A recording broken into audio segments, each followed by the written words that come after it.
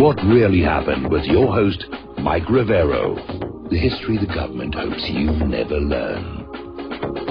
Here is your host, Michael Rivero. And aloha, America, today. It is Thursday, March 16th, 2017. Sure happy it's Thursday. Sure happy it's Thursday. Sure happy it's Thursday. We have got a lot of stuff to talk about today. The phone lines are open. I think they're working better today than they were yesterday. 800-313-9443. Mike is in our control room, ready to answer the phone when you call on in. Now, we're still seeing the repercussions, the fallout, if you will, from Rachel Maddow's faceplant on MSNBC over Trump's leaked tax returns. And everybody's pointing fingers all over the place. They're trying to recover. But basically, the NBC management is not happy. It isn't just that Rachel Maddow did not actually have anything on Donald Trump. She made the network look bad. And there are rumblings that Rachel may soon be on the unemployment line. We'll see what's going on. Rachel herself is trying to act like this was a huge success on her part. She was on Jimmy Fallon's show and just going on about what a huge success it was. We got Trump's 2005 tax return, and, well, yes, he did pay taxes, and, in fact, he paid more taxes than other people that have been pointing fingers at him, but still it was a rousing success that we got it. Now, a lot of people are trying to find out just who the original leaker was that put these documents in an envelope without a return address and sent them to this Pulitzer Prize-winning reporter, who then, in turn, took and released this to the world, including Rachel Maddow. And, of course, one of the theories being put on out there is that this was a dirty trick by Donald Trump to embarrass MSNBC. And Trump's attorneys, apparently Scarborough, was pushing this idea that the Trump team was behind the tax leak and it was done to embarrass the corporate media, because we know the current administration and the corporate media are at war with each other. So Trump attorneys are already out there saying that you'd better be prepared to prove that, or there will be a court action. Of course, there's a lot of laws being broken here. It is a felony to release someone's tax information without authorization.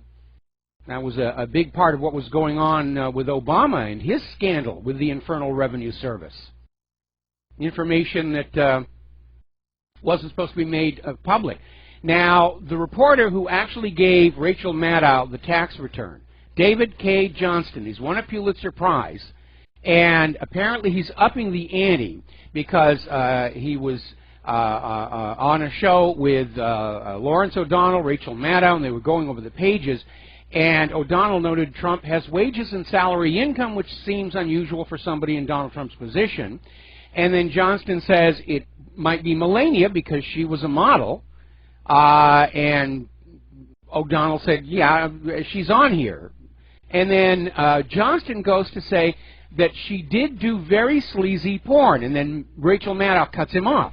So he's upping the ante. He's out there now accusing the First Lady of being a porn star. A low-quality porn star. And that, I think, absent actual footage, that's defamation as well. Now, remember when Donald Trump first started running, they tried to make a big deal over the fact that Melania, as a professional model, had posed nude, or close to nude.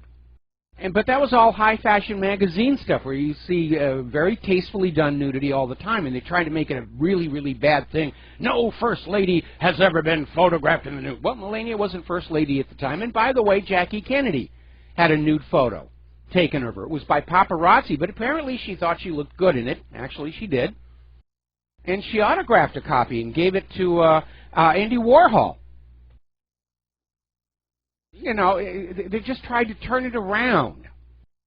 Now, apparently, and this is an important thing here, David Brock, who has become Hillary's chief political hatchet man, more about him later in the show, is offering a $5 million reward for anyone who can deliver Donald Trump's complete legally obtained tax returns, because now they understand they're in felony territory. If they incite somebody to steal a copy of the return, they'll be in trouble. What they're gambling on is that there is something in all of the forms behind that summary, this two-page summary, there's something in there that they can use to tarnish Donald Trump. It's a fishing expedition, but they're offering a $5 million reward for anybody who can get it through legal means. Well, there really aren't any, other than Donald Trump releasing them himself. Now, I'm wondering what's going on with Paul Ryan, because he was on Fox News earlier today saying that he has seen no convincing evidence that President Obama actually wiretapped Donald Trump. Now, wiretap was a word that Donald Trump himself used, but as Sean Spicer indicates, it's basically a handle for all forms of surveillance. But Paul Ryan is taking it literally in this age where nobody actually goes in with alligator clips on a phone and said, we've seen no evidence of wiretapping. So he's running cover on this thing. And then he went on to chastise Trump for communicating directly with the American people and bypassing the corporate media. Kind of makes you wonder, what's going on with Paul Ryan? Whose side is he on? It's just very, very questionable for him to come on out and make these comments. Donald Trump has a right to speak to the American people protected by that First Amendment. No president is obligated to go through the corporate media first and let the corporate media take a meat axe to what they're saying, which is what we've been seeing over the last year here. Now, as Sean Spicer clarified, when Donald Trump said wiretap, he meant all forms of surveillance, laser mics, microwave mics, breaking into the computers, whatever. And apparently the Justice Department has asked the House Intelligence Committee for more time to determine what, if any, responsive documents may exist to support Donald Trump's claim of pre-election surveillance. And it shouldn't be that hard to find, because when this story first broke, the Obama people didn't deny it happened. They tried to retroactively justify it and say, well, we were looking into the Trump-Russia connection, whether Russia was trying to influence our election. And therefore it was justified, and we had a FISA warrant, which was obtained under fraudulent premises. But that's basically, they're tacitly saying, yes, there was surveillance of one form or another. Now, over at Fox News, they're continuing to report that Obama actually used a foreign intelligence service, Great Britain, to spy on Donald Trump, and apparently the House Intelligence Committee is looking into this aspect of the matter as well. Because it doesn't matter if you're using a foreign spy or not. Watergate is going to be Watergate is going to be Watergate. Now, WikiLeaks has just dumped a list of Obama's wiretaps during his 8 years as president. And they were bugging things like climate change strategy meetings, the Chief of Staff of the United Nations High Commissioner for Refugees, the World Trade Organization, European Union, and Japanese trade ministers. They were tapping everybody. And remember, Dennis Kucinich and Ron Paul have come on out saying, yeah, it was happening to them as well. And, of course, reporters. Obama wiretapped individuals in the U.S. media who were not exactly heaping praise upon him. Back in 2013, the Washington Post expressed outrage over the investigation of Fox News reporters and the mass gathering of data from journalists all over the corporate media. Same thing with the Associated Press. And remember Cheryl Atkinson. 2014, her personal computer and CBS laptop were hacked into when she began filing stories about Benghazi that did not follow the official narrative. And she had forensics experts look at her laptop and said the spyware used was proprietary to a government agency. It was not something that's out there in the wilds of hackerdom. It's something that's used by a U.S. government agency. So yeah, they're spying. Now, the House Intelligence Committee, one of the things they're looking into is whether the Obama administration unmasked Americans picked up on surveillance. In other words, did they leak the identity of somebody who was caught up in one of these surveillance nests? Because that's a tacky no-no. It's illegal. Remember the Valerie Plame scandal?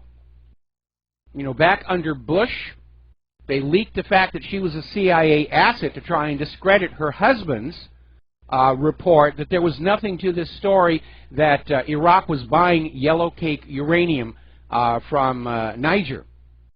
that it was a complete hoax, it was a complete fraud. And in the course of trying to discredit him, they leaked out the fact that Valerie Plame was a CIA agent and blew the cover off of the company she was working for, which was actually the CIA's means of tracking nuclear weapons around the world that are not in countries covered by the Nuclear Non-Proliferation Treaty.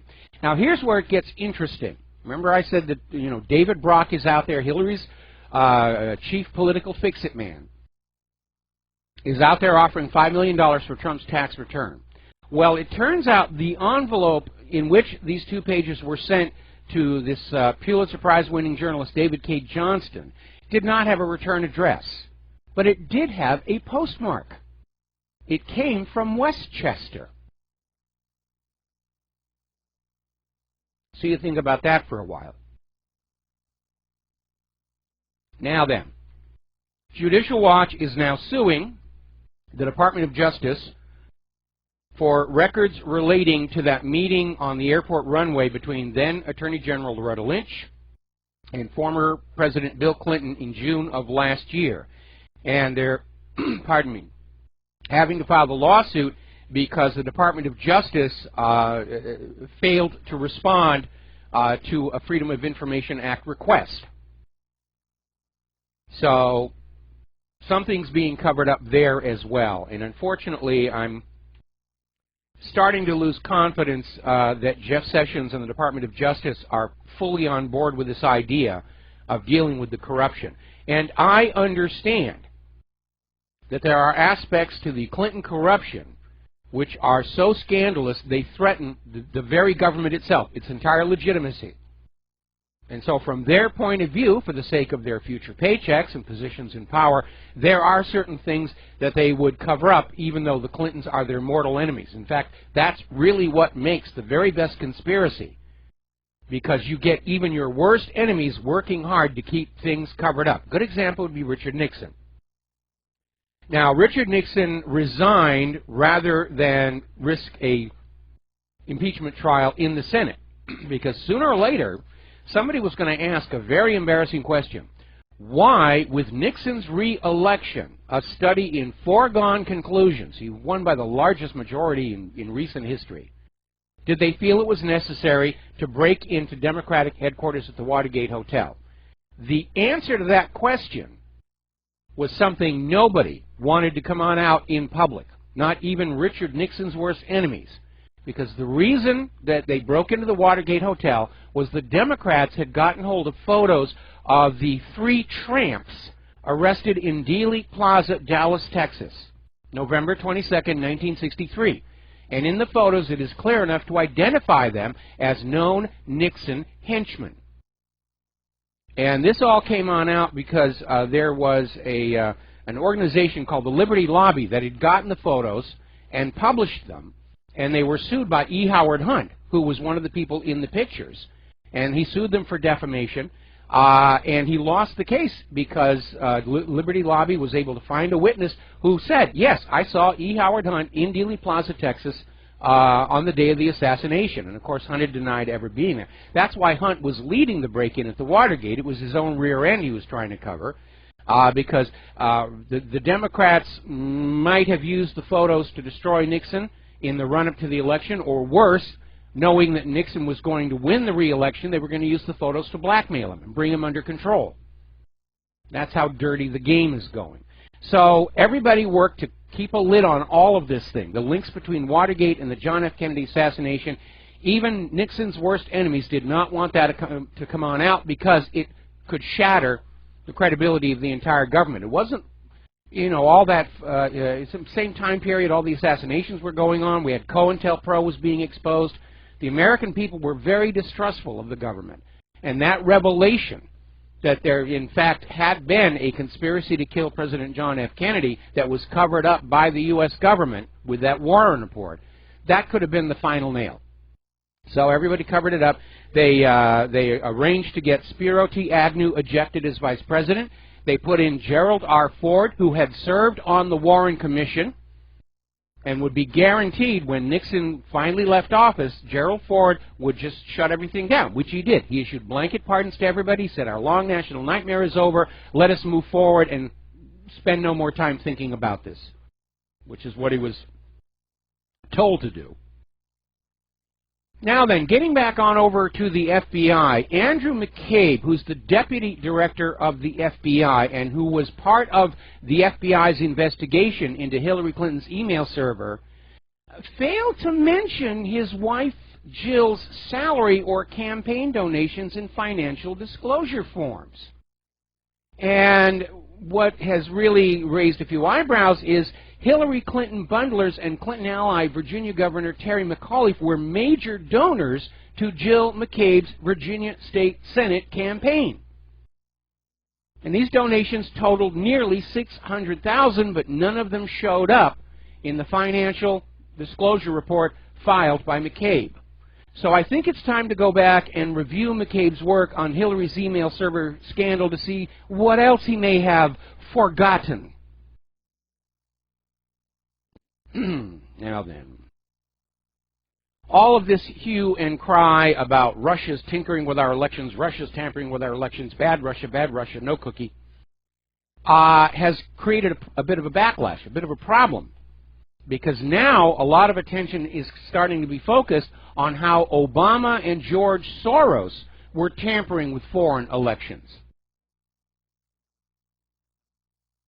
And using U.S. tax dollars to do it. They were taking tax dollars through the Department of Justice, funding them to Soros non-governmental organizations, which were going into other countries like Macedonia, Albania, Latin America, Africa, and supporting leftist candidates.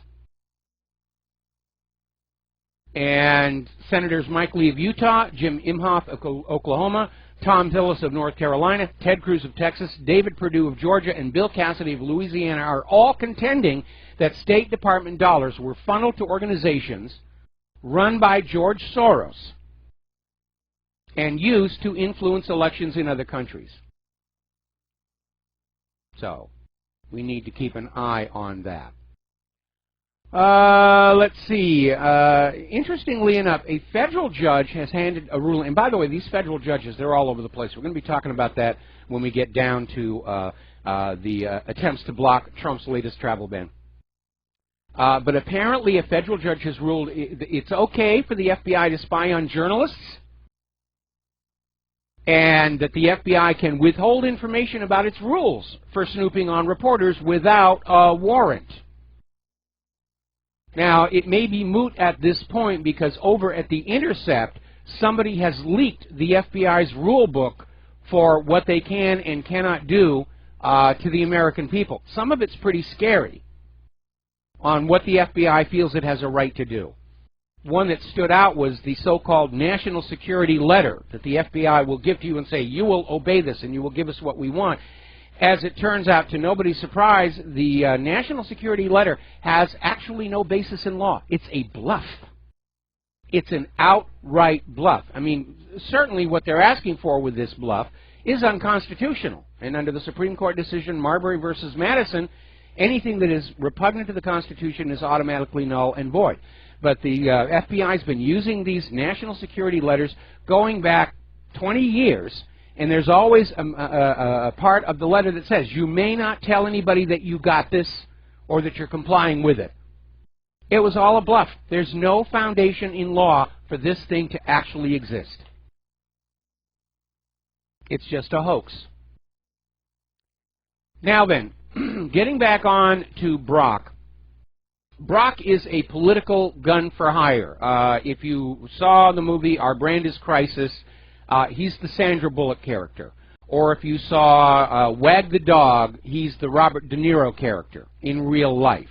And at one time he worked for the Republicans and mounted massive campaigns against Bill Clinton. Now he's changed sides. He's working for Hillary Clinton. More about what he's doing when we come back. And aloha America, welcome back to our show here. And we're talking about David Brock. Now, David Brock is a political gun for hire. When he was working for the Republicans, he launched attacks against Bill Clinton, which became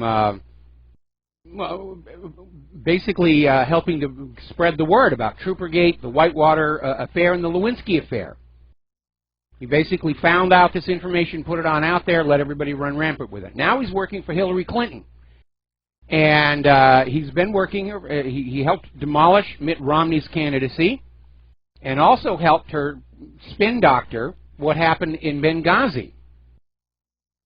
And it was David Brock who was directing the attacks against Bernie Sanders. The National Review describes him as a right-wing assassin who's become a left-wing assassin in the political context. At least we hope that's the context. So basically, David Brock is putting together an organization that is going to target Donald Trump to discredit him. And apparently the current campaign is organized around 4 associations. Media Matters, which is tasked with picking up every single mistake Donald Trump makes. And then there's the American Bridge 21st Century, that is collecting videos of Donald Trump and trying to edit videos that make him look like, well, negative light. Citizens for Responsibility and Ethics in Washington, and this is a group of lawyers that are looking for anything that Trump does that could be turned into a scandal by the corporate media.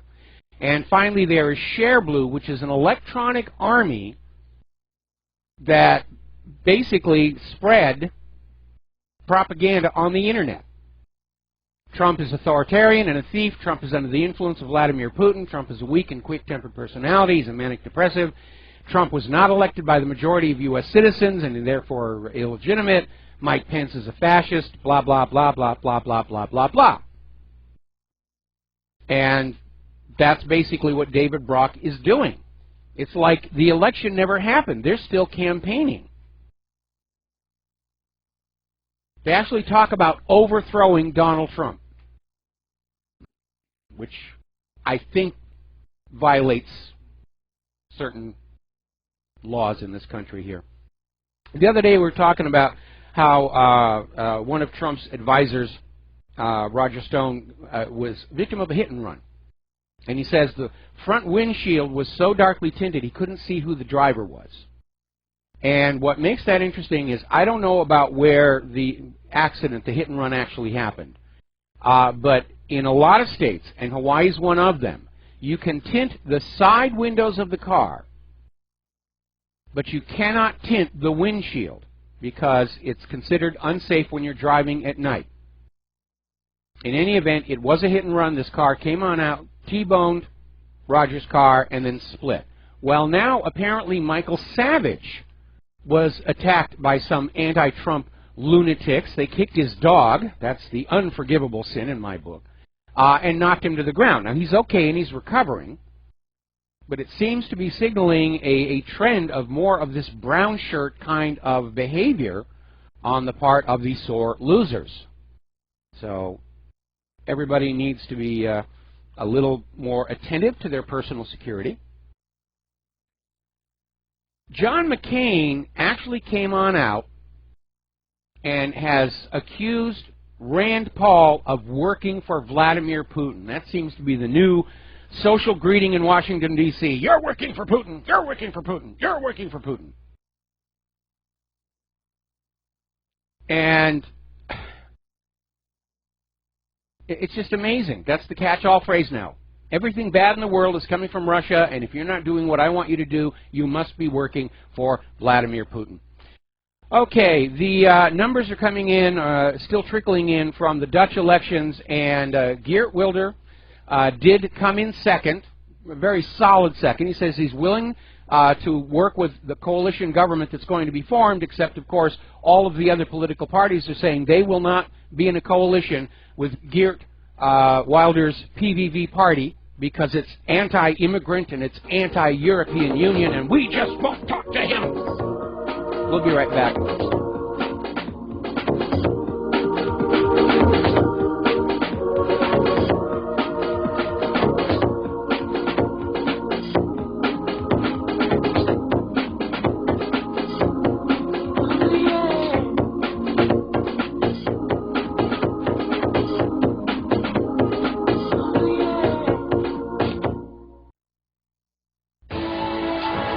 You are tuned in to the Republic Broadcasting Network. Visit our website, by going to republicbroadcasting.org.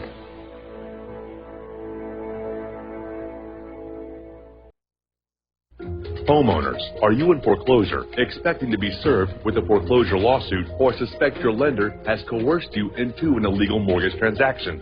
A huge number of mortgages made in the last 10 years have legal issues and are possibly defective. State laws and the U.S. Supreme Court have upheld that defective mortgage documents are grounds for foreclosure defense and for counterclaims in favor of the homeowner. If your mortgage has been sold or assigned since closing the loan, it may be defective and you may be paying the wrong party, and the lender may not have standing or the right to foreclose or collect payments under the law. If you would like to know if your mortgage is legal or not, or know if you are paying the right party, we can help. Our initial consultations are free of charge. We are not attorneys. We are legal researchers and work closely with experienced lawyers who know how to help you find the evidence to help you keep your home. Call toll-free 1-855-2-KEEP-IT. That's 1-855-2-KEEP-IT today.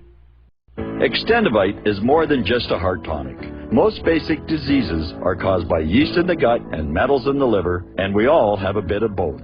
The garlic in Extendivite has a yeast-killing effect in the gut while also helping the sulfur enzyme in the liver get rid of the metals. Extendivite just may improve your overall health. Products like Extendivite are the only way we're going to get our society healthy. And if you're waiting for the government and pharmaceutical care to solve your health problems, you're going to have a long, disappointing wait, I think. Extendivite is a complete formula for extended life in the new millennium. 80 can be the new 60. Extendivite is available in capsule or liquid form for just $69.95 for a 2-month supply. To get started, call 1-877-928-8822. That's 1-877-928-8822 or visit heartdrop.com. Extend your life with Extendivite. Are you still looking for that one iodine that you can really trust? A medical doctor endorsed product that is backed by honest research and true integrative science. Then search no further. Go to NutriMedical.com for Dr. Bill Deagle's Nutriodine, proven time and time again to be the very best iodine available for you. Nutriodine is the only Tesla-activated monatomic plasma iodine in the world. It optimizes mitochondrial function and generation of new mitochondria, from totally neutralizing the venom from a desert recluse spider bite in Southern California to eliminating malaria parasites reported by medical missionaries in Central India. Dr. Bill's Nutriodine is simply the most powerful healing formula there is. Nutriodine clears the body of all known pathogens, restores it to an alkaline state, and even promotes stem cell regeneration. Order Dr. Bill's Nutriodine today at 888-212-8871 or visit us online at NutriMedical.com. Without the right accessories, any guy can be off the mark. Whether you've invested thousands in your arsenal or you own a single trusted firearm, a visit to AROutfitting.com is in order. It's one of the finest online selections of tactical optics and AR parts and add-ons, like EOTech, quick target acquisition with no peripheral loss. Browse the full range of Nikon scopes and binoculars. AROutfitting.com can illuminate your world with Streamlight gun-mounted lights from keychain to large handhelds up to 1,100 lumens. Find some stability with Battenfield tactical bipods. AirOutfitting.com has CMMG gun parts, barrels, assemblies, handguards, part kits, and more. Plus mag-full clips and magazines. I know I've got you excited, so take a breath. Head to AirOutfitting.com. The site's super easy to navigate and features a ton of technical info, including links to manuals. We also welcome vendor and manufacturer inquiries. Remember, if you don't see it, we can get it at AirOutfitting.com. We will not go down in the night without a fight. You can burn up our mosques and our homes and our schools, but our spirit will never die. We will not go down in Gaza tonight. Women and children alike. And aloha, America. Welcome back to the show here, and we're talking about the Dutch elections. Again, we have a final result that absolutely does not line up with the pre-election polls. The pre-election polls said that Geert was neck and neck with the globalist candidate, and all of a sudden he just loses all the support. Somebody in the Netherlands actually sent me a link to an online report of voting statistics, and I did note that in some of the areas, voter turnout was in fact over 100%. And given the massive election fraud we saw in the United States last year, given the massive election fraud that was demonstrated in the Scottish independence referendum, given the massive but not successful election fraud we saw in the Brexit vote, the safe assumption here is the globalists are rigging elections against anybody who might want to regain their national sovereignty, and I hope Marine Le Pen is aware of that. Or because, I mean, she's way ahead in the polls. Her primary opponent is just dissolving amid this corruption investigation. But the globalists are desperate enough to try and reverse that landslide as well. So we'll see what's going to be happening over there.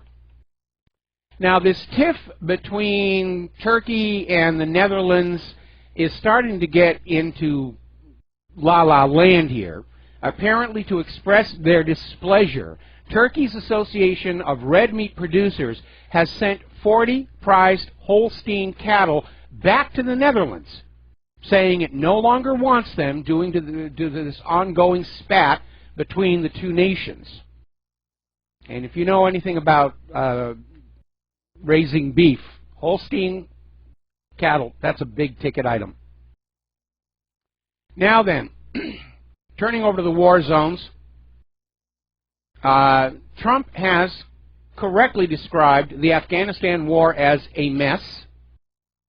We've been in Afghanistan longer than we've been at war with anybody else. But the military command, backed up by the GOP hawks in Congress, they want to keep going. Drag it out for a few more years. You know, when in doubt, when what you're doing isn't working, do more of it. Of course, we understand why the U.S. is in Afghanistan in the first place. It goes all the way back to the 1990s, when a consortium of oil companies was trying to negotiate a pipeline right-of-way through Afghanistan, and those gosh darn Taliban wanted a fair price for that pipeline right-of-way. And so this consortium of oil companies, which at the time included UNOCAL and their representative Hamid Karzai, remember that name, they went before Congress and said it would actually be more profitable for them if there was a regime change in Afghanistan. And of course, that's what took place right after 9/11. Went into Afghanistan, kicked out the Taliban, and put in a puppet regime led by El Presidente de UNOCAL, Hamid Karzai himself. And they got their oil pipeline for a very, very good price, and they got access to all of Afghanistan's opium fields. Now, the Taliban had shut down the opium trade inside Afghanistan. You were caught with an opium poppy, they'd take your hand off. A little draconian, but it worked. And as soon as the U.S. was back in control, the poppies were blooming, and Hamid Karzai's own brother is reportedly one of the biggest opium dealers in that country. And we have photos of the coalition forces, including ones with the American flag on their shoulder patch, guarding and protecting the opium poppies and handling the sacks of raw opium. And when that story first came out, you know what the U.S. government said? We have to let them grow opium poppies. How else are they going to support themselves? Well, what were they growing when the Taliban was in charge and opium was illegal? They made a living back then, didn't they? It really didn't make any sense. So as long as the opium is flowing and the oil is flowing, the U.S. is going to garrison Afghanistan, which means we're going to be there a very, very long time. Right now, the puppet regime in the U.S. forces are really only in control of about 63% of the country. They really have not conquered the whole thing. The last military commander to totally conquer and control Afghanistan was Alexander the Great, and he only managed to hang on to it for 3 years. There's a reason that place is called the graveyard of empires. The British found out the hard way, the Soviet Union found out the hard way, and the U.S. is finding out the hard way. Now, turning over to Syria, the Syrian army is working to recover more and more gas fields from ISIS and Al-Qaeda near Palmyra. Because, as you know, the way ISIS and Al-Qaeda in Syria have been funding their operation, is by harvesting the oil and gas, smuggling it across the border into Turkey, and selling it on the black market. And so strategically, Syria is cutting off that revenue stream. And there were even some reports that Erdogan's family was involved in this black market oil trade. Now, even though there has been no congressional declaration of war against Syria, even though Syria's government does not want us there, even though there is no United Nations resolution authorizing a military operation inside Syria, the U.S. is going to send another 1,000 ground troops to Syria. And right now it's becoming really obvious. I mean, they're sending them in there supposedly to assist in the invasion of Raqqa. But Hamid Karzai is out there saying that the U.S. forces are still doing what they were doing before. They're actually impeding the Syrian army. They're damaging Syrian civilian infrastructure. And when you hear this 1,000 more, maybe 2,000 more, they're breaking it up into little tiny chunks because they don't want to tell you how many people they're going to have to send on in to take over that entire country, which appears to be what's in the offing there. And again, this one also started with a pipeline question. When Israel started harvesting oil and gas from underneath the Golan Heights, which is technically Syrian property even though it's occupied, they wanted to build a pipeline to sell that oil and gas to Europe. And the pipeline would have to cross Syria. And Syria said, no, we're not going to give you a pipeline right of way so that you can sell the oil and gas you're stealing from us to Europe. And that's when Assad made it to the Special High Interest Targets list. People don't understand the geopolitical, economic importance of those pipelines. They are massive investments and they return massive profits. And entire policies are shaped around where those pipelines are going to go. Now then, turning to Yemen, as you know, everybody's been screaming about the humanitarian crisis that's going on down there because of the Saudi blockade. The U.S. is screaming about the humanitarian crisis to try and get you to go along with the need to just go on in and invade Yemen and just kick out that pesky democratically elected government that keeps claiming they're in charge and make sure that the U.S.-approved government is restored to full, complete power. The Russians have also been complaining about the humanitarian disaster taking place in Yemen, and they're doing something about it. Russia is now shipping humanitarian aid into Yemen. They're basically running the Saudi blockade by air. They're turning around the Berlin airlift on us. And apparently, you know, it's your basic food stuff, medicines, tents, blankets. And it started arriving at the Darawan refugee camp in the western Yemen province of Amran, starting, well, actually today. So good for the Russians. They walk their talk. When they talk about a humanitarian disaster, they do something about it. When the U.S. talks about a humanitarian disaster, it's just another sales pitch for just another war. Now, up in Ukraine, I think at this point we can dump Ukraine into the category of unsuccessful covert regime changes by the United States.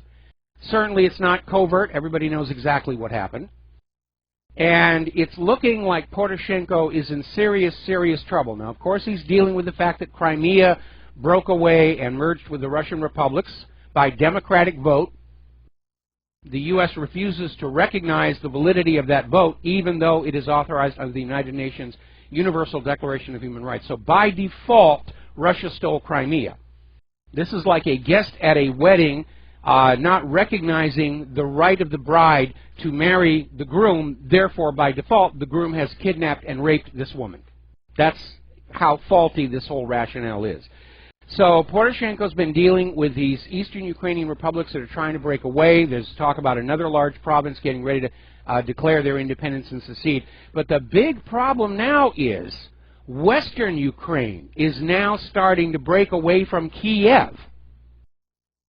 And Poroshenko may find himself in charge of a city and not a whole heck of a lot of anything else. We could literally see a civil war in western Ukraine surrounding Kiev, and that's a losing proposition here. Zarkachenko is out there saying that Ukraine is only going to last another 60 days. So they really messed that one up, didn't they, here? Meanwhile, Russia is expressing their frustration by a lack of meaningful communication with the Trump White House. And there have been conversations between Trump and Putin, but apparently they haven't gone beyond that. There have been no significant changes regarding the Russian sanctions or any improvement in cooperation with Russia over Syria. So that seems to have kind of locked down. Now, North Korea, of course, is the big flashpoint everybody is worried about right now. Tillerson is over there right now meeting with various people. He's going to be meeting with the brand new president of South Korea tomorrow, because there may be a little bit of a hiccup there. But right now, basically Tillerson, when he stopped in Tokyo, was giving a speech basically saying that the last 20 years of our approach to North Korea have failed. Well, only because it failed to do what the U.S. wanted to do. Remember, 6 years ago, the two Koreas were talking about reunification. You know, ending the war, dropping that border, and just saying, we're one country now, let's start working together to rebuild our country and start exporting electronics and kimchi or whatever else it is that they do. But Tillerson is out there saying it's time for a new approach, and that sounds alarmingly like acknowledging there's an invasion on the way. And, of course, the big issue they're making is the nuclear weapons. How dare North Korea have nuclear weapons? Well, I am pretty certain that North Korea, which is suffering huge economic hardships, especially since China quit buying their coal, really does not enjoy spending the kind of money that it takes to develop a nuclear arsenal. I think they would gladly get rid of their nuclear weapons the instant the United States gets rid of theirs. And remember, the United States is the only nation on Earth that has ever actually used nuclear weapons on the people of another country. But 20 years of demanding to control North Korea remotely from Washington, D.C., and the parking of an armada off of the coast is not going to diffuse tensions, and only an idiot is going to think otherwise. Now, North Korea is highly critical of these exercises that are going on right now, which include B-1B Lancer bombers flying up from Andersen Air Base on Guam and making stealth flights over firing ranges in South Korea. They're not crossing the border, but they're obviously demonstrating a willingness to go from Guam to the Koreas for military operations. And obviously, when you look at what's over there, how could you expect North Korea to believe it is just an exercise? We have the THAAD system being deployed there. We have armed drones being parked there. We have the aircraft carrier. We have all those other ships, 300,000 men. If you were on the other side of that border with a pair of binoculars looking at that, what would you be thinking? And a lot of people are saying that they've gone so far forward with positioning these assets that even if Tillerson wanted to change the policy, it may be past the point of no return. Now, here is where it gets kind of tricky. As you know, the former president of South Korea, Park Geun-hye, was impeached. And Park's successor is not all that hot for a war between the Koreas. In fact, Park's successor is a supporter of the Sunshine Policy, which was their name for this idea of bringing the two Koreas together. Now, I don't know what Rex Tillerson is going to tell the government of South Korea to get them to continue with this war agenda. But obviously, the U.S. war hawks are not going to let a little thing like South Korea stand in their way of their much lusted for and drooled over war with North Korea.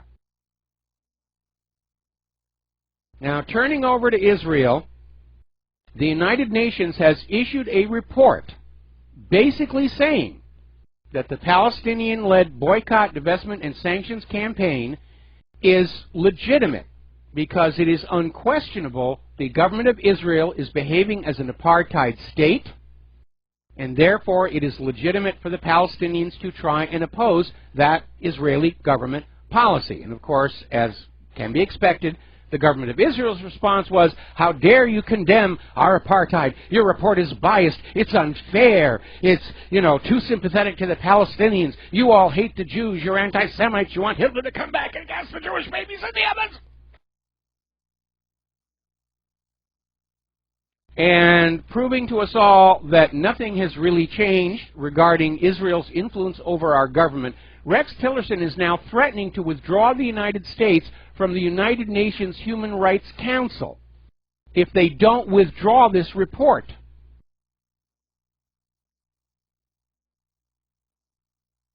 It's amazing. Now, there's a positive story. I felt I had to put this one in here. The last few weeks, there were these issues of Jewish graveyards being, well, at first they said vandalized, then they acknowledged the stones were blown over by heavy winds and storms here. And American Muslims were lending a helping hand, get the damages done. And now it has come back because a Jewish Federation in Michigan ran a crowdsourcing campaign to raise money to repair a local mosque damaged in an arson attack. You see, ordinary people, Christians, Jews, Muslims, whatever, they can get along. It's the politicians that set us at each other's throats. We'll be right back. And aloha, America. Welcome back to our show, and we're going to go ahead and take a phone call here. Bob from the Upper Peninsula of Michigan. Aloha. Welcome to the show. What's on your mind? Good afternoon, Michael. We have 50 degrees here, which is balmy for us. Yes. I've followed, well, since Watergate, all of these commissions that they do investigating. And the one thing that always happens is they always have people that they know in advance won't even have the answers. Yeah, well, basically, at this point, and certainly going all the way back to the Warren Commission itself, the real purpose of a high-level government investigation is to block off all the other investigations, take control of all the evidence, and thereby craft an official legend to make it all go away. We saw that with Watergate, we saw it with Whitewater, we saw it with the 9/11 investigation, we saw it with TWA 800. It's a repeating pattern. You said it better than me, pal. Have a good day. All right, thanks an awful lot, and we're going to let you go. Now then, getting on back to Israel, apparently stresses are building between Israel and Lebanon again. And Israel is, once again, claiming the problem is Hezbollah, but it has come out previously that Israel is lusting over the Litani River, which is a major source of fresh water that Israel covets, and they got within 20 miles of it during the last war with Lebanon. And apparently, recently elected Lebanese President Michael Owen visited Cairo, in which he basically came on out and said that there's an Israeli politician saying that the next war with Lebanon should target civilian infrastructure, like they're doing up in Syria. That's a war crime. When you go into another country with your war machine and you're blowing up things like food storage, hospitals, water treatment plants, those are all war crimes. Remember when the U.S. was into Iraq, the second Iraq war, and they were going on in with what we were all told were precision, pinpoint weapons, laser-guided, GPS-guided, and they'd blow up a building that they'd say, well, that was a military headquarters. And then it would come on out, it was a dairy, and there was cheese flying everywhere. Blew up a hospital.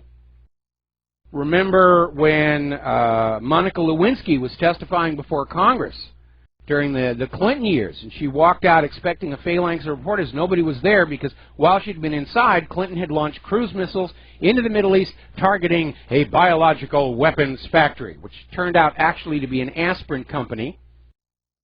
They sued the U.S. government and won, so you, the taxpayer, not only picked up the cost on that cruise missile, you got to pay to build a new aspirin factory over there.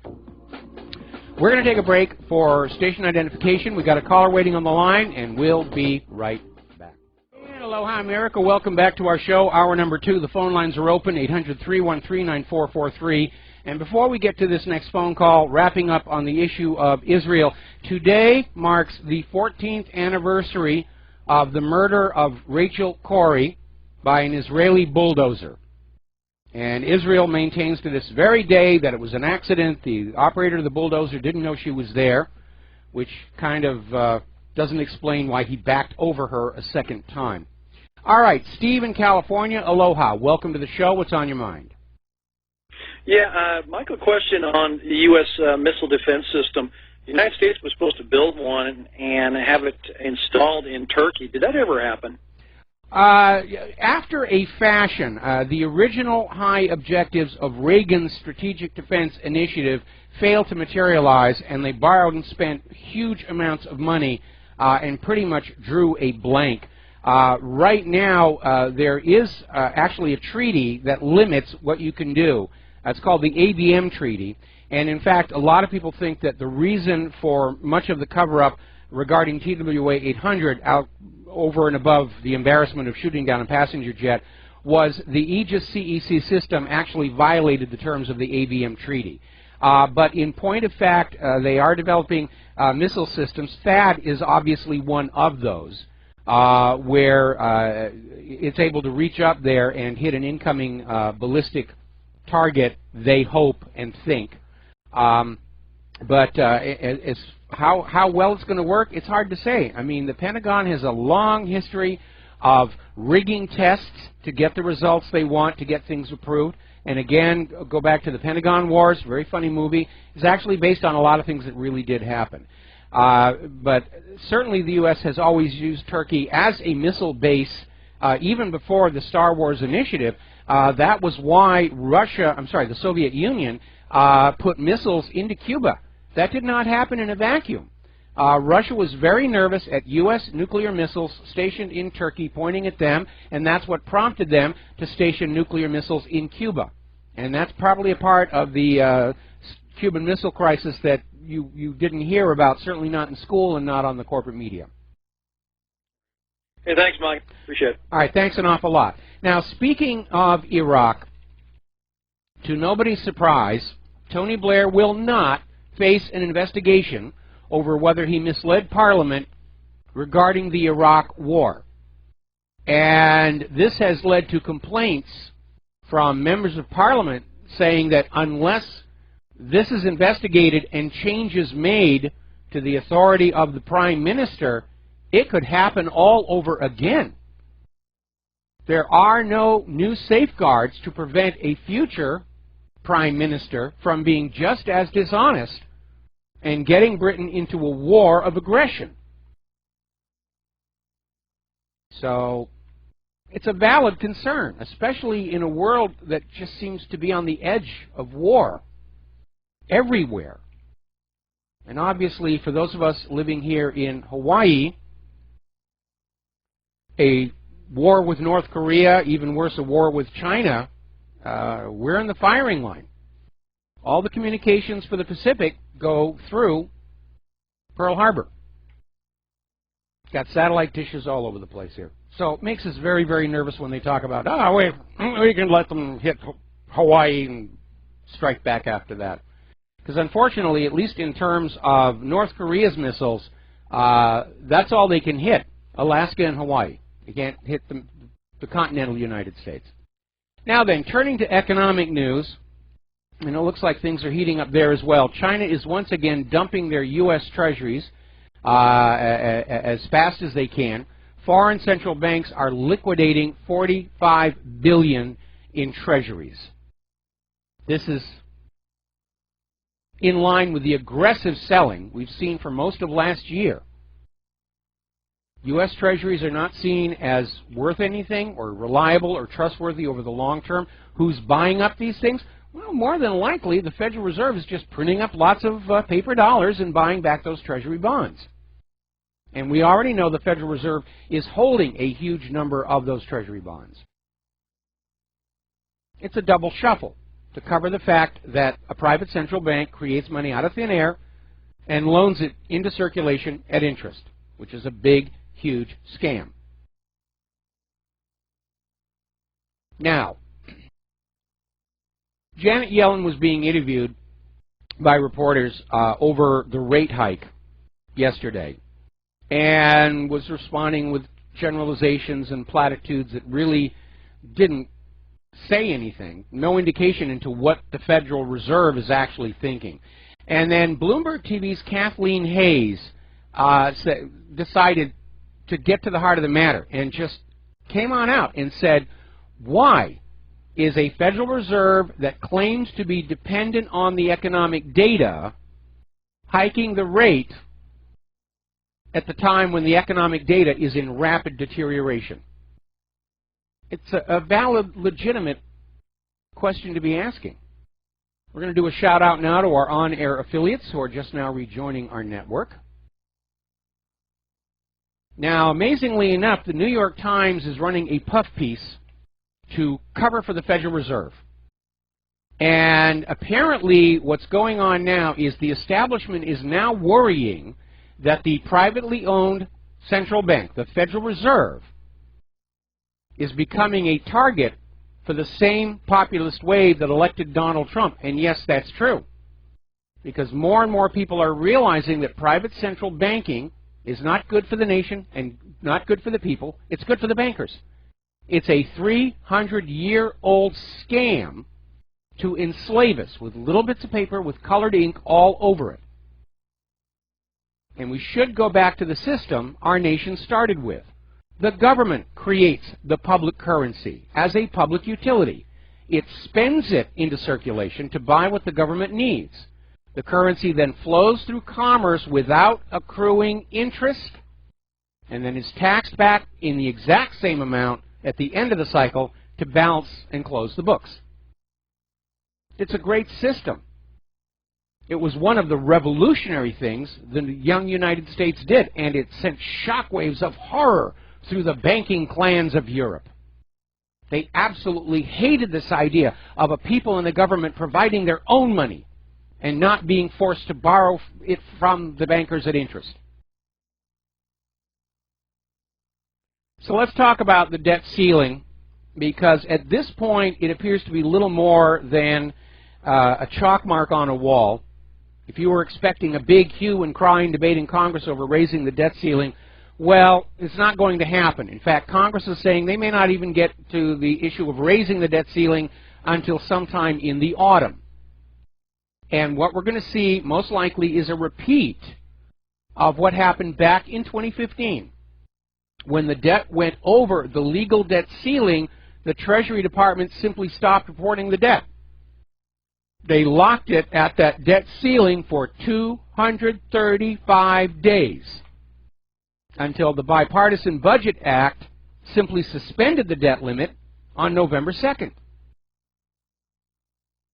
Now, that Bipartisan Budget Act has now expired. That's why they're talking about the debt ceiling. And the way the Bipartisan Budget Act was supposed to close was whatever the current debt is, that's the new debt ceiling, and they've already gone past that. That 11th marble has grown to an asteroid, the size of the one that wiped out the dinosaurs, and it is coming down on all of our heads, and there's not a thing they can do to stop it, except for one thing. Andrew Hoffman is out there basically saying it's time for a new jubilee. Default on the debt. It needs to die. Write it off. It's all imaginary anyway. That's the problem when you have a public currency that is loaned into circulation at interest. More money is owed to that private central bank than actually exists. That debt is a fairy tale. It's a fantasy made up to hold you in prison with your belief that that debt represents something real. That money that the Federal Reserve claims that we all owe them does not exist, and it never did. It's a bookkeeping entry. Banking is not a science. It's just another religion. It's a set of arbitrary rules made up by the priesthood, in this case the money junkies, that you are brainwashed into believing represents something real. And that's what makes you their slave. It's time for a jubilee. It's time for all these private central banks to go away. As the New York Times is afraid of, we're starting to get that idea. And yes, we need to go back to the system of economics this nation was started with because it works for the nation and its people. We need a public currency that is managed as a public utility. And the bankers hate that. If you have not read my article, All Wars Are Bankers' Wars, you need to go through it. Because a lot of world and U.S. history will start to make sense when you understand the lengths these money junkies are willing to go to keep you their slaves. So that the product of your work goes into their pockets. Look what's going on now in Venezuela or Greece. That is the future of the United States of America if there are no significant changes made to our current economic system. Now, as we've mentioned, Arizona has passed a bill that removes capital gains taxes on gold and silver. Now, under the old system, if you had gold and silver coins and you exchanged them, there was a tax that went on it as a capital gain for the person who's accepting the silver and gold. And that discouraged people from using silver and gold coins as a medium of exchange.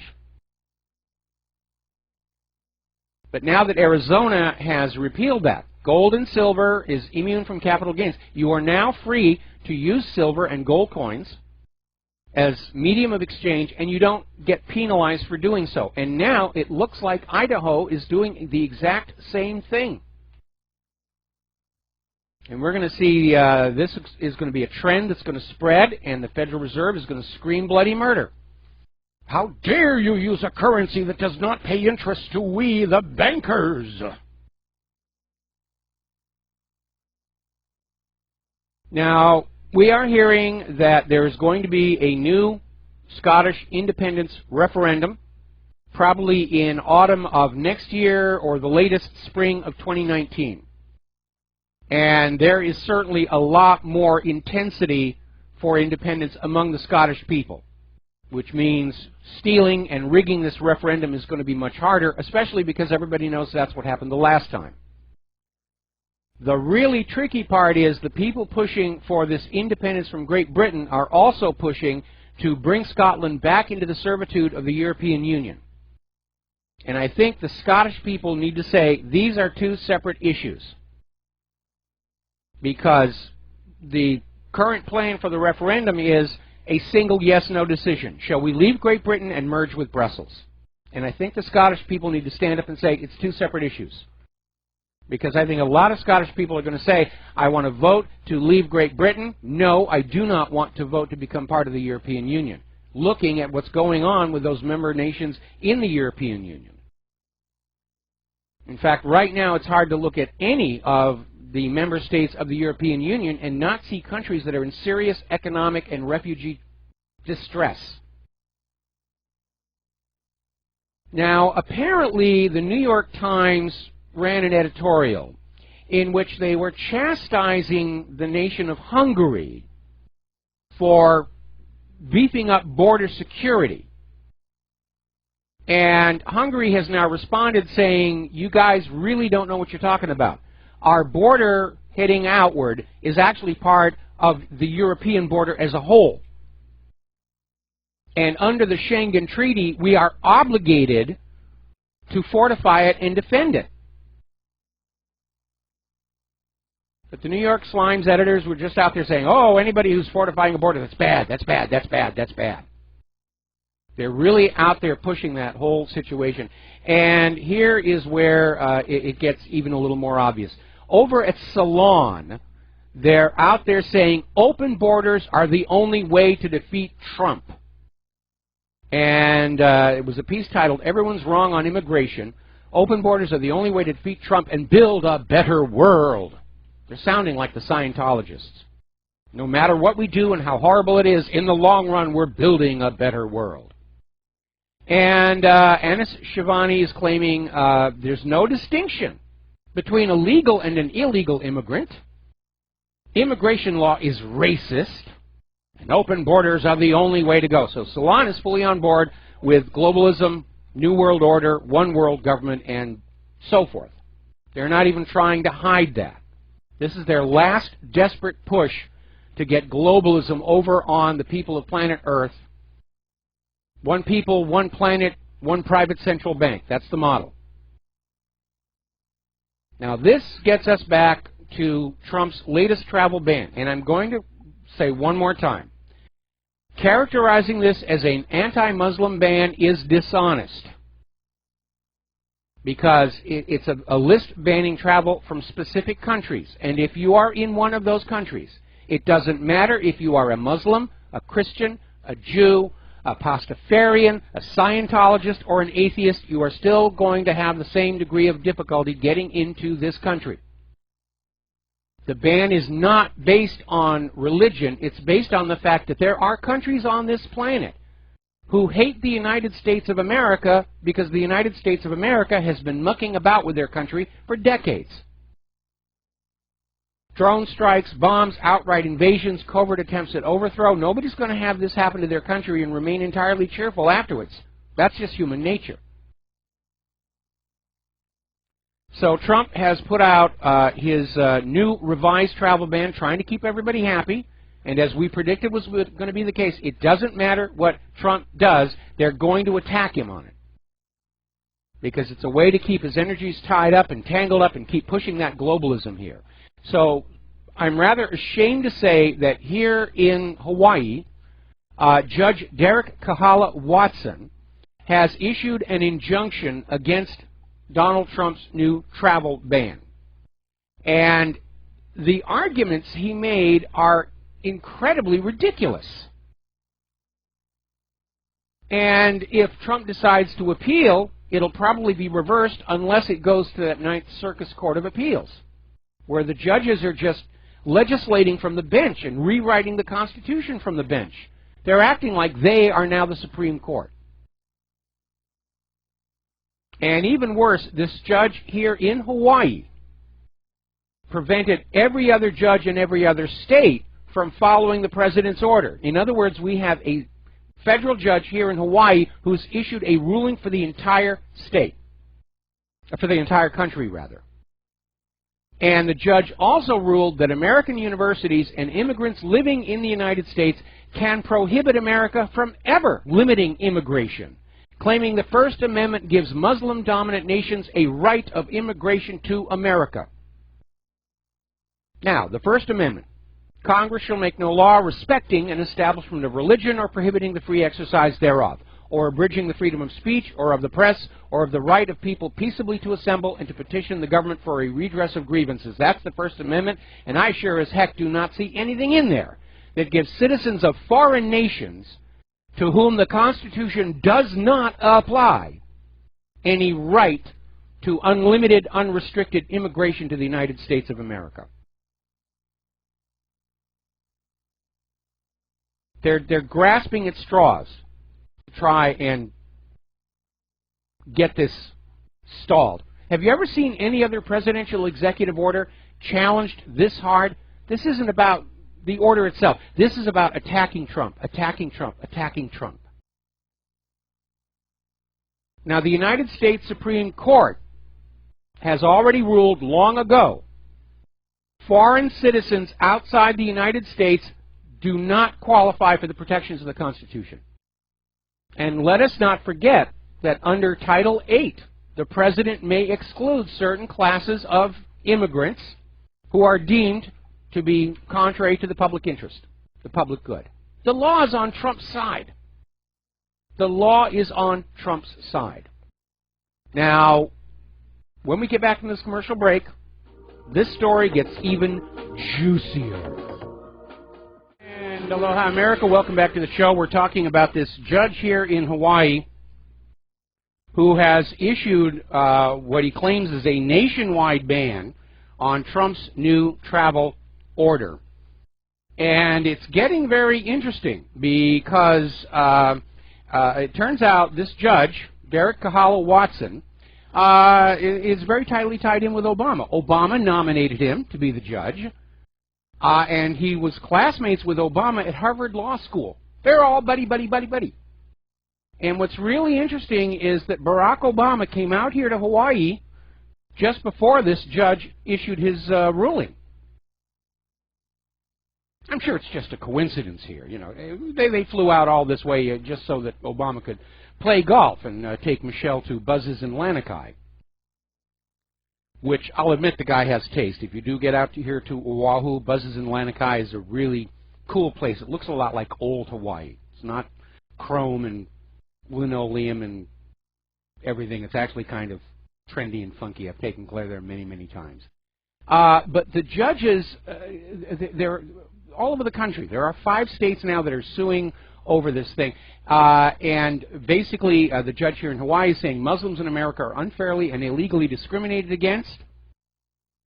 No, they're not. Anybody from those countries is blocked, not just Muslims. Muslims, the word Muslim doesn't even appear. They're trying to create a scandal out of nothing. It's not targeting Muslims. It's targeting specific countries. Another judge in Wisconsin says a Syrian who was recently given asylum has a right to ask for visas to fly all of his relatives to the United States. 3 California judges and a judge in Washington state say the president's sole right and solemn duty to guard the borders ends when a state suffers financial harm. And get this, the problem that they're citing is our university system is seeing a drop in enrollment because the students are wising up to the fact they're not getting those high-paying jobs they're being lured into the colleges with, and they're struggling under those student loans. So now America's colleges and universities have become dependent on foreign customers from those restricted countries. They're claiming that Trump's travel ban is harming the university systems, and on that basis they can overturn it. And it's ridiculous. It's utterly ridiculous. And these judges are discrediting the entire judicial system. The American people are going to look at what's going on and they're going to say, this justice system is broken. It's not even complying with the law. All of these judges, all of these mayors, and all these governors who are out there trying to keep our borders open are openly in violation of immigration law. And they don't care. They serve a higher purpose of the one world government. It'll be so wonderful for everybody. Take a look at how that whole empire building is working out for the people of Europe. They're not happy with what's going on. That's why all these pro-sovereignty, populist, anti-immigration parties are polling so well. And then all of a sudden, when the actual election shows up, oh my goodness, what a surprise upset that the globalists are still in charge here. So Obama is back here on this rock. He's out there hitting the golf courses. Now, as it turns out, Donald Trump was proven right once again. Remember that Swedish minister who got on the corporate media and said there's no rape crisis in Sweden, the numbers are actually in decline, and then somebody got the official numbers. And so now this Swedish minister has been forced to publicly apologize for lying about the fact that Sweden has become the rape capital of Europe. It really is out of control there. Now, the other day, actually last week, we were talking about this school athletic team that had one of their athletic uniforms was red, white, and blue. Not stars and stripes, just the colors, red, white, and blue, and they wore it to a game, and they became criticized for wearing red, white, and blue because it makes the illegal immigrants feel bad and everything. And remember I said, first of all, they attacked the flag of the Confederacy, and now they're coming after the American flag. When we come back, a little more along that line. And aloha, America. Welcome back to the show here, and we're talking about this ridiculous attack on red, white, and blue. And basically what it is, up in Iowa, Valley High School, and there was a basketball game, and apparently some of the people in the audience were wearing red, white, and blue. Basically, a support of patriotism. And you'd think that wouldn't be a big deal, but it has sparked an online Facebook campaign to declare that wearing red, white, and blue is blatant racism. It's racist. Because it's making the refugees and the illegal immigrants feel bad to wear the colors of the American flag. And it is completely, utterly ridiculous to say red, white, and blue is racist. The flag of Arkansas is red, white, and blue. The flag of Assyria is red, white, and blue. The flag of Australia is red, white, and blue.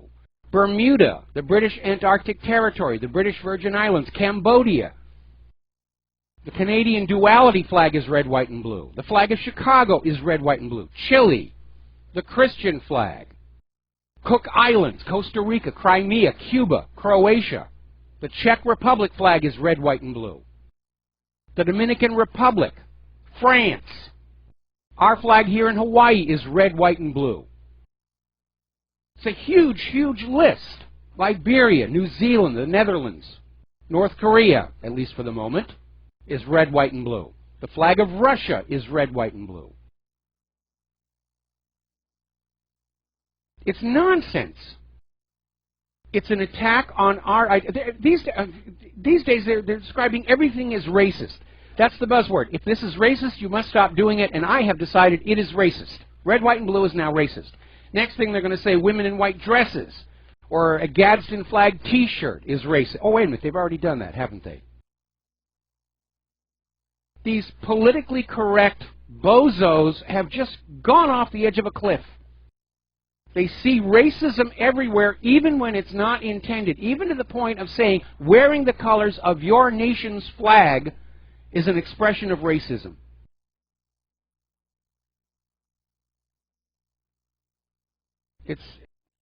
And now it's spreading to a national campaign on Facebook.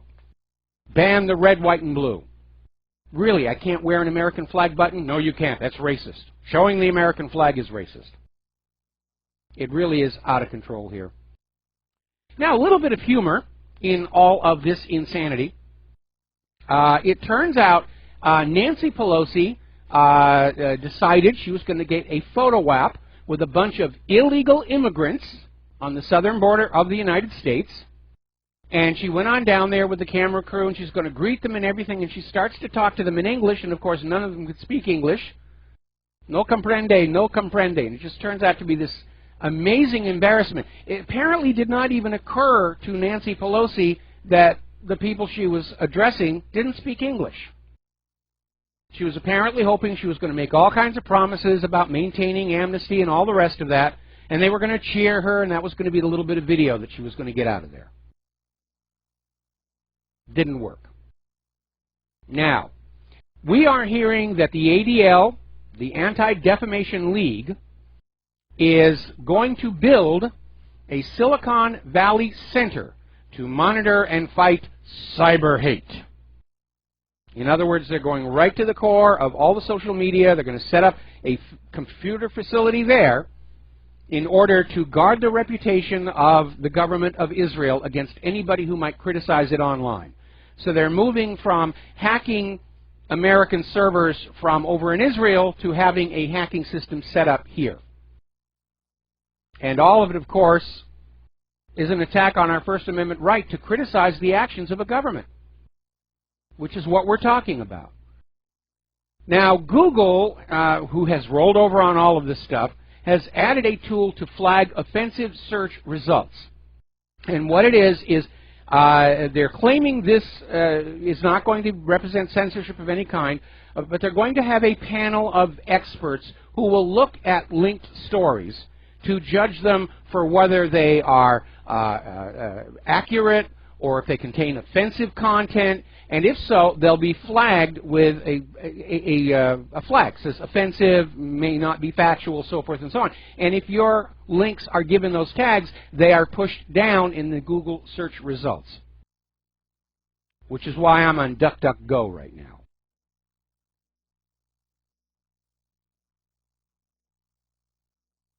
The dictatorship is now fully on display. And I remember years ago we made up that coffee cup that's in our online store. The fastest way to bring down a dictatorship is to force them to act like one where everybody can see it. We are now at that stage. And we're in Orwell territory because all of these people out there that are trying to impose all these controls are saying, we're not violating your freedom of speech. This is not censorship. We're just not going to let people see things that we don't think they should see. Sounds like censorship to me. All right, we're going to grab a phone call. James in Tokyo, Ohio gozaimasu. What's on your mind today? Hi, Michael. I have to disagree with you about the red, white, and blue flag. Yeah. It is racist. What do you have against yellow, and orange, and green? I don't have anything against yellow, orange, and green. In fact, my desktop clock here, my show clock here is green and blue and yellow. And also, you're downplaying the whole thing with the Russians. New evidence just came out right now on Drudge Report that Trump was photographed holding a bottle of Wishbone Russian dressing. I actually had that on my website a couple of months ago. I want to talk quickly about the foreign policy. I'm getting a little disappointed and a little worried about the North Korea. You mentioned a little earlier that, oh, well, North Korea, they can hit maybe a Hawaii or Alaska, but they can also probably hit Tokyo, which is where I'm from. And a lot of bases are situated around the area.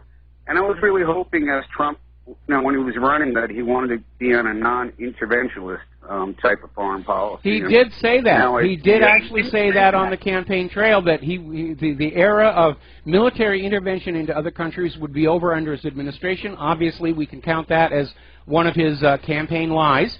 And it may be that he has been convinced by the establishment that he has sadly surrounded himself with that the only way to avoid a collapse of the United States economy and government is to continue down this war path. And maybe he believes it. Maybe he went in there with the best of intentions. Maybe the system is just so rigid it corrupts anybody who walks on in there. I'm kind of hoping that Trump is going to have the Kennedy effect of being in the White House. And it does sometimes happen to people. It happened to John Kennedy. Apparently it happened to Vincent Foster, where you get into that White House and all of a sudden you realize this isn't a game, this isn't, just fun and wishful thinking. I really am here, and maybe I ought to be thinking about doing a better job for the American people. And the other part of course, is that they're tangling up Donald Trump with all of these immigration, travel ban nonsense, and unfortunately Trump is allowing, apparently, a large part of foreign policy to be delegated to people who are pursuing their own agenda, and Trump is just signing off on it and going on back to doing what he's doing. And he's only one guy, and there's only so many hours in the day, and I don't know why he is not scraping out that White House of all the Obama holdovers. They are not his friends. They are not supporting him. They are there to throw landmines and roadblocks in his way. And Trump's still trying to be a businessman. It is time for him to show some real leadership, and we're not seeing that, unfortunately. Yeah, a lot of these roadblocks, I think, especially with Russia, are just meant to prevent him from getting together with Putin and trying to work everything out. But I hope that Trump could finally start trying to be a negotiator, as he said he would, and try and work it out. I think you can make deals instead of this type of foreign policy. I agree. I agree with that. I agree with that. The primary thing, though, is he's got to stop being defensive. He's got to go on the offense. He's got to regain the initiative. And again, my primary concern with Donald Trump has been all along that he is as dangerously naive about the true nature of Washington, D.C. politics as Jimmy Carter was. And Jimmy Carter, as much as he did some good things, he was absolutely not prepared for the ferocity and underhandedness of his opponents in Washington, D.C. I guess he went in there with this idea that I'm the president, they're going to do what I say. It certainly did not happen, and it's certainly not happening with Donald Trump. All right, thanks, Mike. All right. Have a good day, man. All right, same to you. We're going to switch over to Peter in Los Angeles. Aloha, welcome to the show. What's on your mind? Yeah, hi, Michael. I just read the article today on your site about the ADL, and I just, want to make the point that there's states all over the country, including my own in California, where any criticism of Israel already will cost you big money. No contracts with state, local, even the federal government at some point. You can't do business if you criticize Israel. Their ADL has spied on people for years. We've gone to war for Israel time after time after time.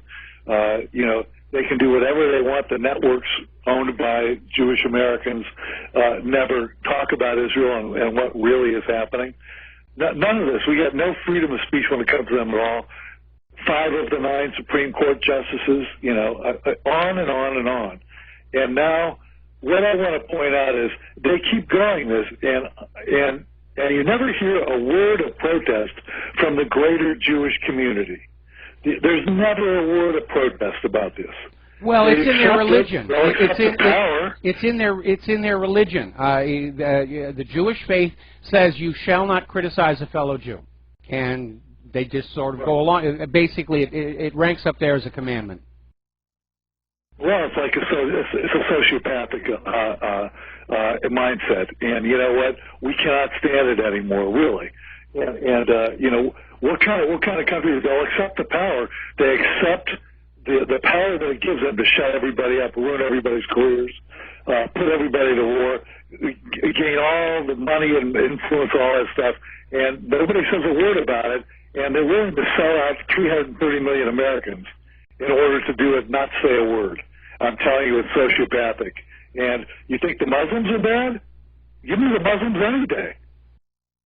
Yeah, I can see merit to that. I mean, every Muslim I've ever personally known were really nice people and not aggressive, obnoxious, and so forth.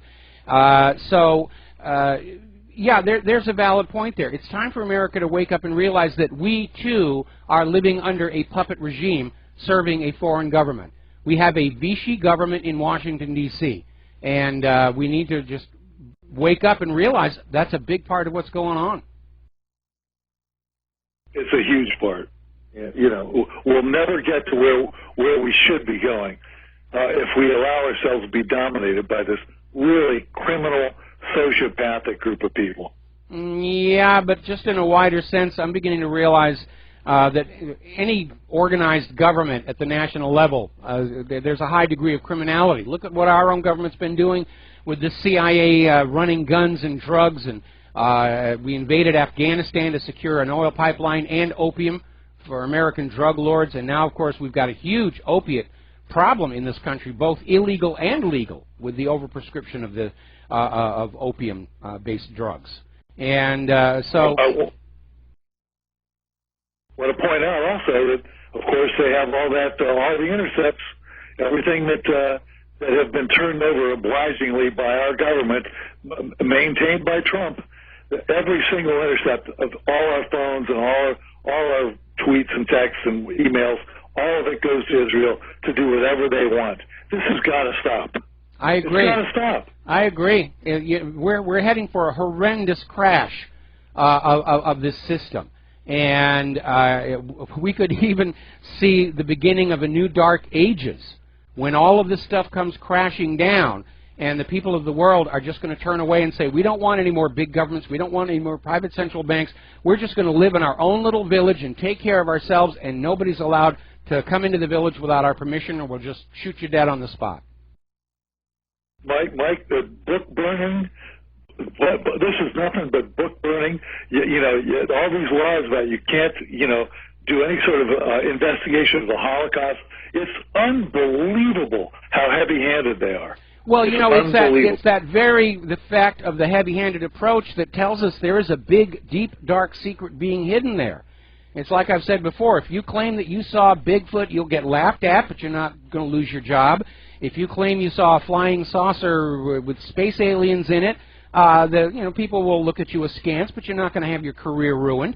But you ask any questions about what happened in World War II and why the available facts don't support that official story, as you say, you can go to jail in a lot of countries in this planet. And that right there tells you that sheer force of power brought to bear against anybody who questions the official dogma tells you there's a big, deep, dark secret hidden behind that.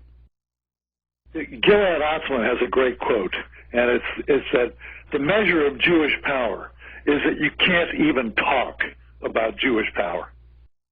Unless yourself, you're Jewish, because I remember Ben Stein actually wrote an article a few years back in the Los Angeles newspapers saying, do Jews control the media? Heck, yes we do, and we should be proud of it.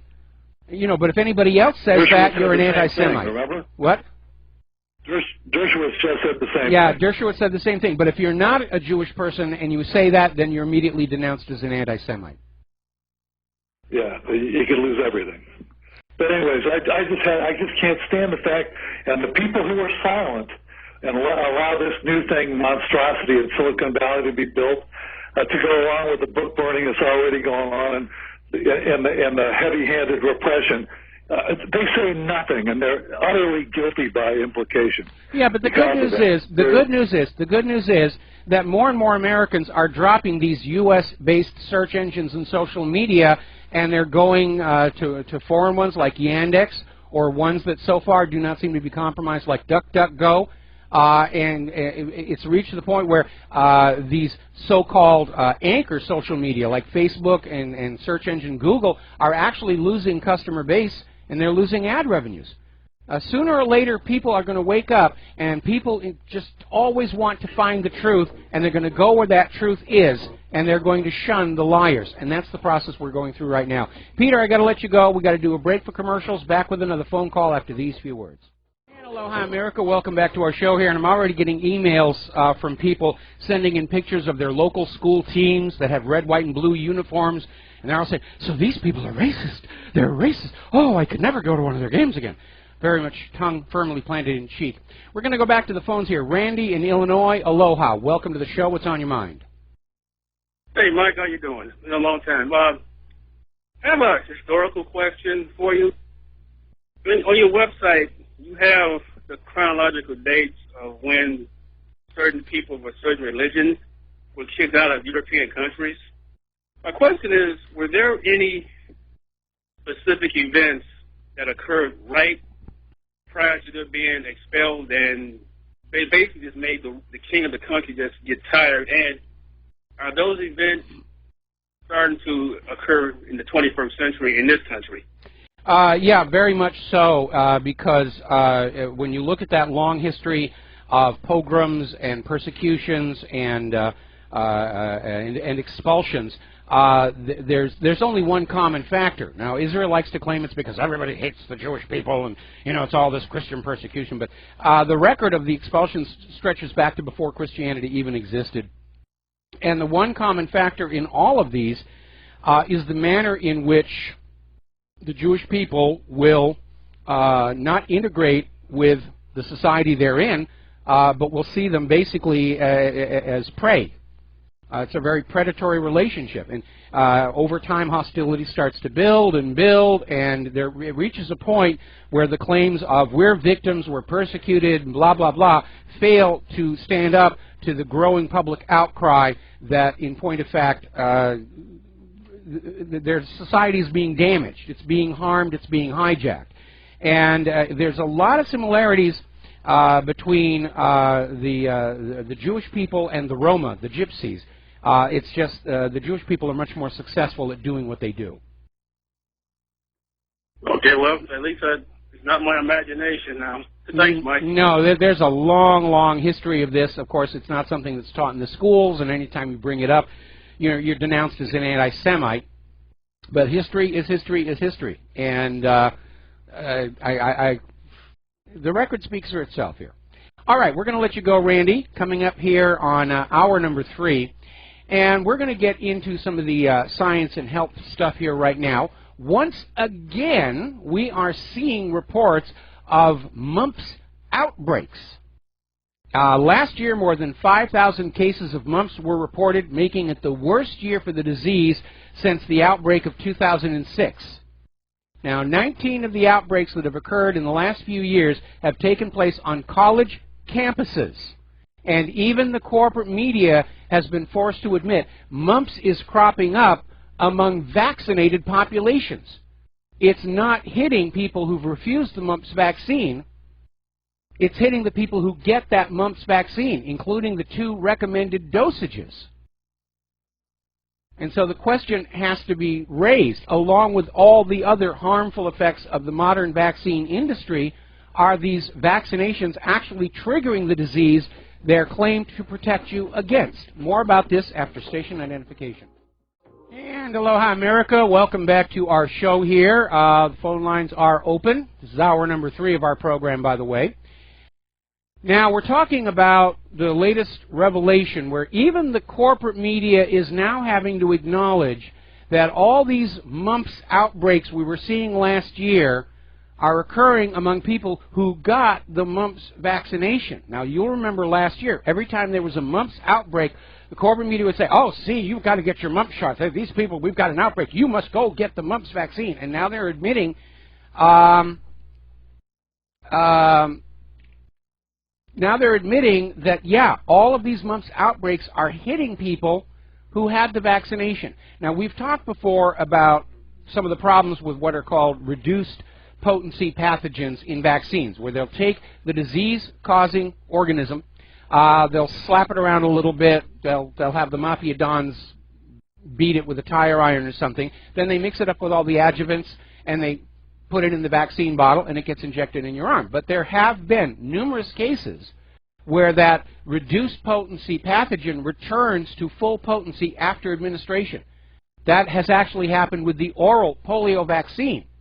And they're trying to basically cover up that disaster by literally forbidding doctors to describe the resulting illness as polio. The AMA literally sent out an advisory to doctors: if you get a reverse reaction from the polio vaccine, do not use the word polio in your diagnosis. We'll call it unspecified paralysis, flaccid muscle, blah, blah, blah, blah. That they'll do that. We've seen the same thing with measles. They'll go on out and they'll get everybody to take the measles vaccine, and all of a sudden the people who got the vaccine are starting to get the measles. Even the CDC admits the measles vaccine has killed far more people than measles itself. They've had 1 measles death in the last 5 years, and she had just gotten the measles vaccine and came down with it. Now then, story coming out of Vax Choice VT, where they're talking about new research that is showing that vaccination is actually causing myocarditis in 3% of healthy patients and can lead to deterioration, autoimmune destruction of the myocardial tissue. And you have to wonder what adjuvants they're putting in this vaccine that causes your own immune system to start attacking your heart. The worst disaster that ever happened was when the U.S. government decided to indemnify vaccine manufacturers from any kind of civil litigation over the harm their products caused. If you are harmed by vaccines, you are forced to go to the vaccine court, which is taxpayer funded, and present your case. The vaccine court will then waive that CDC report that says there's no link between autisms and vaccinations and deny your payment, and that's it. The vaccine companies do not have any incentive to make sure their products are safe or effective. And it's a $30 billion a year business, and they have enough money to go to every single government and lobby for all these ridiculous mandatory vaccination laws. They're literally poisoning our younger generation, our children, our babies, in the name of a fast buck. Now, Merck is being sued in federal court despite the indemnification. They're being sued over their shingles vaccine, Zostavax. This one vaccine last year pulled in $749 million in sale from Merck. And several patients have filed lawsuits saying the shingles vaccine caused serious injury and death. And the plaintiffs are suing in Pennsylvania court. And apparently thousands of complaints have yet to be filed in Philadelphia. This thing has turned out to be a major disaster. Now, the indemnification breaks down if criminal negligence can be proven. Because the government can say, we're going to protect you from damages from accident or misstep. But if there's criminal negligence, if fraud is detected in getting the approval of these vaccines, and fraud has been found, then the indemnification goes away. We have to restore product liability all across our economy, not just vaccines, but computers and software. Because when you remove product liability, you encourage the creation and sale of shoddy, sometimes dangerous products. All right, we're going to grab a couple of phone calls here. Tom in Florida, aloha. Welcome to the show. What's on your mind? Oh, I told him he banned it. Oh, okay. Then we're going to switch to Mario in Holland. Aloha, Mario. Welcome to the show. What's on your mind? Mario, are you there?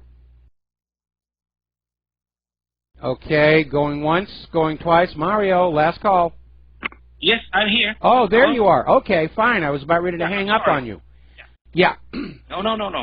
Thank you very much. I was thinking about what you have said regarding the Federal Reserve and reorganizing the money system. Yeah. Well, please keep in mind that there is a concept called base money, which every central bank should provide to commercial banking.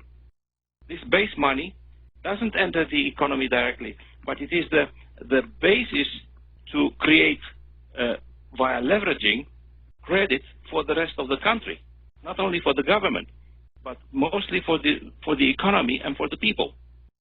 If the state creates all the money, then the whole economy will depend on that money.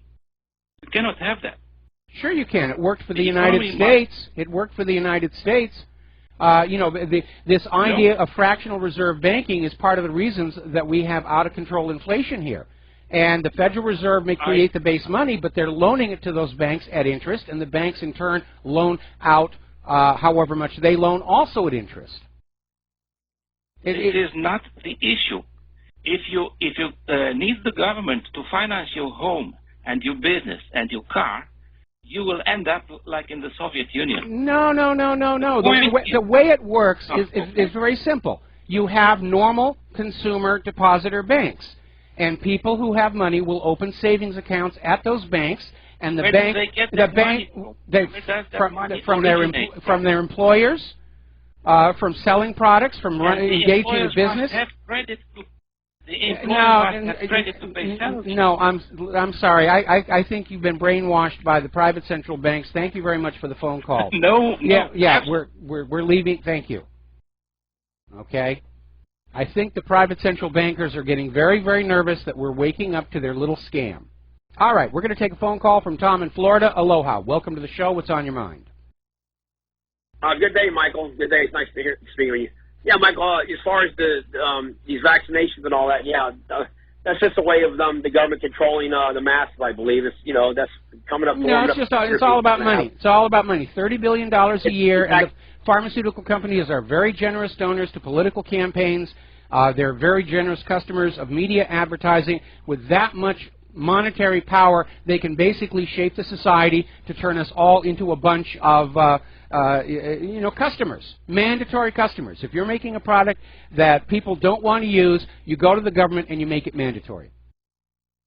You're absolutely right, Michael. Michael, one more thing I want to ask you. About a year ago, I had a friend of mine whose daughter got very sick, and they never really found out. And a bunch of kids were dying. I don't remember. You remember this case a year ago when all these kids were getting sick from like some kind of influenza, and they were dying in the schools. And they did bring these minority kids in from like Central America and all that. The media never discussed that again. It got ended because all these kids were passing away, and these kids were getting sick, these American kids, and they were dying. Do you remember that case? Like, yeah, well, that was one of many. It was one of many. Ever since the open borders have been established, we are having people coming into this country reintroducing illnesses that had formerly been eradicated inside the United States. Drug-resistant tuberculosis, even plague, scabies, and all kinds of other illnesses. And because we've been free of those illnesses in the United States for generations, we don't really have a built-up immunity, and as a result, people are in fact getting sick. But the corporate media is not going to touch this because they are tasked with supporting this open borders globalism idea. And just like over in Germany, you can't mention if a refugee commits a crime, here you can't mention if a refugee is patient zero in an outbreak someplace. Yeah, it's just unbelievable, Michael. You're absolutely right. Mike, one more thing I was looking at on the news just now. 6 of these senators are trying to stop Trump from building a wall on the Mexican border. They're all Zionists. I mean, the Democrats are full of Zionist senators, and they're actually are the ones that are going to they're trying to stab Trump in the back, left and right. Well, it's unbelievable. Israel is fully on board with, moving everybody around, the open borders, except for their own. Israel will not take in any refugees. They're trying to get rid of the Palestinians. They're trying to get rid of the Ethiopians right now. But they think it's a great idea for everybody else. Thank you, Michael. Thank you for that. You're right on the money, man. That's right on the money. Like you say, it's all about the money. But the Zionists sure take care of their own in Israel. Yeah, they want the rest of the world to be in misery. It's unbelievable. Well, anytime you have a Thank money... you, Michael. Oh, thank you very much. We're going to let you go. Anytime you have any money junkie of any race, creed, color, or religion, they are going to enrich themselves by taking it away from other people. And that is really the primary difference between somebody who is merely successful and somebody who is a true money junkie. And again, I want to keep that line very, very clear. You look at somebody like a Steven Spielberg or a James Cameron or a Steve Jobs, and they make things. They make entertainments, they make computers, they make things we want to buy and for which we will voluntarily give our money. And that is how you're supposed to work it under capitalism. And we are right to admire and respect these people who do that. James Cameron's my favorite director of all time. But what I'm talking about are the money junkies who game the system, who bribe the politicians to arrange things so that money just automatically flows out of your pocket and into theirs. And private central banking is the primary engine that is driving this looting and debt slavery system, and it has for 300 years. And as that New York Times article indicates, they're now afraid that people are waking up and realizing private central banking is all about enslavement. And they've been fighting this war all along. When 100 years ago, when they were going to set up the new private central bank, they were originally going to call it the Third Bank of the United States, and they realized even then they couldn't do that because people who understood history were going to realize the harm caused to society by the First Bank of the United States and the Second Bank of the United States, and that's why they called it the Federal Reserve, to sort of lull you into thinking it is part of the federal government, but it is not. It is a privately owned central bank that has grabbed for itself control over the currency, which under the Constitution is supposed to rest with the government itself. And there is nothing in the Constitution that allows the government to delegate the money creation authority to another body.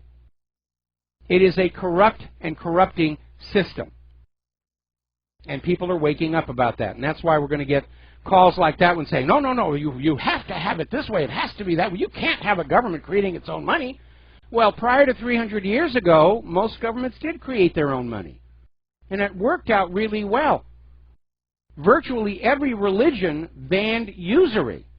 Christianity did up until the time of the Templars, and that was their big mistake. And they banned usury because they saw what it had done to ancient Rome. Now, my criticism of private central banking should not be construed as extending to normal customer depositor banks in your local community. Those are very useful, And they basically allow a community to pool together its excess cash in savings accounts in order to make investment in things like buying a house, buying a car, building a new company, starting a new business, and so forth. And that is a very useful organizing function.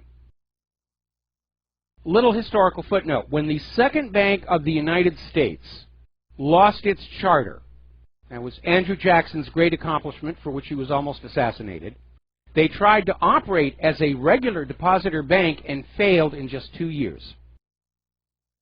Private central banking isn't really banking. It's a legalized counterfeiting operation. Now then, getting on back to health and safety, we were talking about how America is now dealing with an opioid epidemic. And part of it, of course, is all of the opium coming out of Afghanistan, apparently under the protection of the military, and flowing into our streets. But the other part of it is the International Narcotics Control Board is saying right now the United States is the worst country in the world for the abuse of opiate drugs, and a big part of that is that Americans are being prescribed opioids much more frequently than citizens of any other country, and they are addictive. And there was that big stink about a month ago where the heads of this one pharmaceutical company were caught encouraging doctors to prescribe opioids with an express desire of creating a nation of addicts permanently hooked on their medications. It's hard to see much of a difference between the illegal drug trade and the legal drug trade when you get right down to their ethics and their business practices. Now, apparently, in the New England Medical Journal, there's a report that 3 women were undergoing a clinical trial. They had mild vision loss, and they were given a stem cell trial treatment that was meant to cure it. And all 3 patients suffered catastrophic vision loss, detached retinas and bleeding. They are now totally, permanently blind, never to recover. And the New England Medical Journal is basically saying you need to be aware that when you are taking part in studies of experimental stem cell therapies, there's a real risk and a real danger. And I'm wondering how it even got to the point of human trials. I'm almost wondering if there was an adverse reaction in animal tests that got covered up, because there seems to be a lot of fraud going on in that entire industry. Now here's a good one. As you know, illegal drugs are a big problem, but not if you're a legal drug company, because apparently some big pharma companies have been caught supplying Mexican drug kingpin Ezio Figueroa Vasquez with tons of ephedrine worth $360 million, knowing it was going to be used in the production of methamphetamine. And apparently prosecutors are now going after the senior executives from these companies. They've charged 7 executives so far, because if you're committing a crime, corporate protections will not apply. Now, according to Reuters, apparently Sterop and Andicon are 2 of the 3 companies being prosecuted for involvement in the meth trade. The prosecutors are not releasing the names of the arrested executives or that third name. But it's a big, big problem. The legal drug companies are doing business with the illegal drug lords to sell them the raw materials to manufacture what they're manufacturing, and they knew it was going on.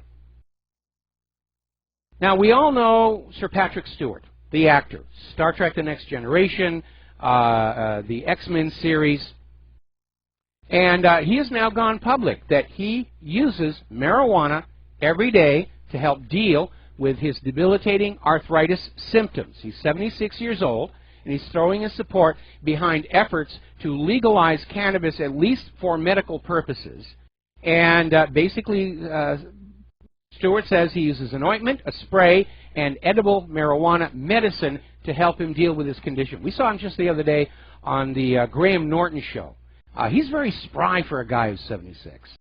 I hope I'm in that kind of shape when I'm that old, which unfortunately, sadly, is not that far off. But a little bit of bragging, I'm down to 209 pounds. Long way away from that 285 I was at when I started this diet. So I'm starting to work out with my swords to build up my shoulders and get manly looking and so forth and so on. We're going to take a break for commercials. Join us on the air, 800-313-9443, and we'll be right back. And aloha, America. Welcome back to the show. And for those of you on BAM User, I'm waving this obviously very racist symbol, red, white, and blue, for the benefit of the camera, and I think that's going to go on permanent display from now on. All right, we're talking about the shoddy products put out by various corporations, and we've been talking about vaccines, and now we need to talk about the global pesticides industry, where there is an article that came out of RINF.com that it's time to stop protecting the criminality of the global pesticides industry.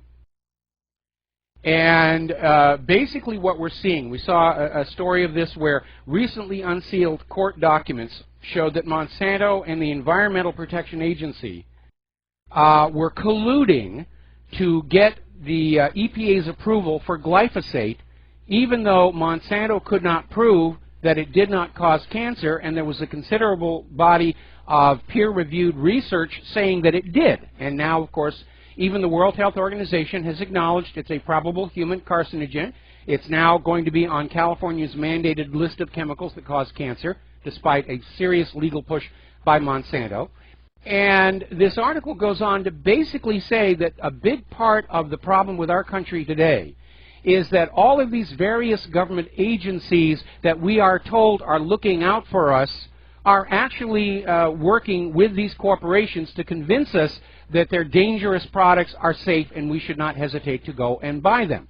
And we have seen this kind of problem all along. Remember when Bernie Madoff with the loot was cheating his investors with his little Ponzi scheme for 12 long years, and Harry Markopoulos went over to the Securities Exchange Commission, which is supposed to police Wall Street's money junkie population, gave them the evidence that it was a Ponzi scheme, gift-wrapped with the bows on a silver tray, and the SEC investigators who went on over to talk to Madoff all handed him their resumes. They wanted in on the game. Same thing with the Minerals Management Service that was supposed to be overseeing oil drilling and mining in this country. And they basically saw themselves as there to support the industry, not to exercise oversight. And the Minerals Management Service basically sat on their rear ends, knowing that the manual blowout preventer on the Deepwater Horizon drilling rig was 4 years overdue for mandatory maintenance. And we see it time and time again. Monsanto colluding with the EPA, FDA giving a blanket approval to things that turn out to be dangerous.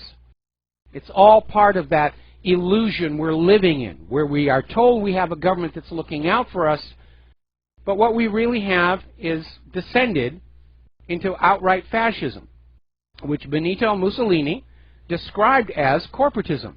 That's when corporate interest and government authority are aligned together against the general population. That's where we are right now. That's where we are right now. All these government agencies are firmly in bed with these corporations, and that's why we have so many dangerous, unsafe products in our marketplace, products the rest of the world does not want, like GMO. They do not want that, and they do not want the glyphosate.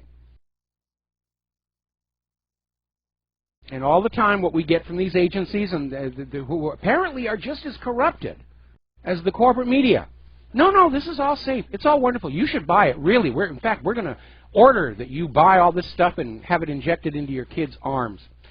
Now, Donald Trump is out with a new budget, and it does look like there's going to be a little bit of draining of the swamp. One of the most important things is the budget is terminating funding for so-called independent agencies that are out operating on taxpayer money, but not necessarily doing anything. And I think one of the most important parts about the new budget is Trump is simply saying, if you cannot justify that what you are doing is benefiting the nation and the American people, your budget is gone. Now, only yesterday we had that story coming on out that one of the reasons the FBI is finding patsies and setting them up in entrapment stings for terrorism arrests was to justify their budget. To say, you need to keep on giving us the money. Look at all the terrorists that we're manufacturing. I mean, finding. And that does happen a lot within government, where agencies that may not actually be doing anything useful try and manufacture a false sense of necessity. We're going to take a break for commercials. We'll be right back. And aloha, America. Welcome back to our show here. A little bit more about computers and all this other stuff going on. Apparently, the latest version of Windows, it's out, Windows 10, preview build. What Microsoft likes to do is once you're on a platform and they're updating it, they will have a preview build that goes out to selected people who will then give it an evaluation and say this is what needs to be done. And apparently what the beta testers of this latest Windows 10 build are saying is that Microsoft is making it even harder to refuse updates. And that is a real problem given that over the last couple of years there have been many updates sent out by Microsoft to Windows machines which actually cause a lot more harm. In some cases, literally freezing and locking up the machine. And so people will have to basically go back into safe mode and do a system restore to an earlier time.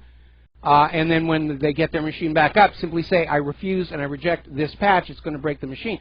Microsoft is now making it harder and harder.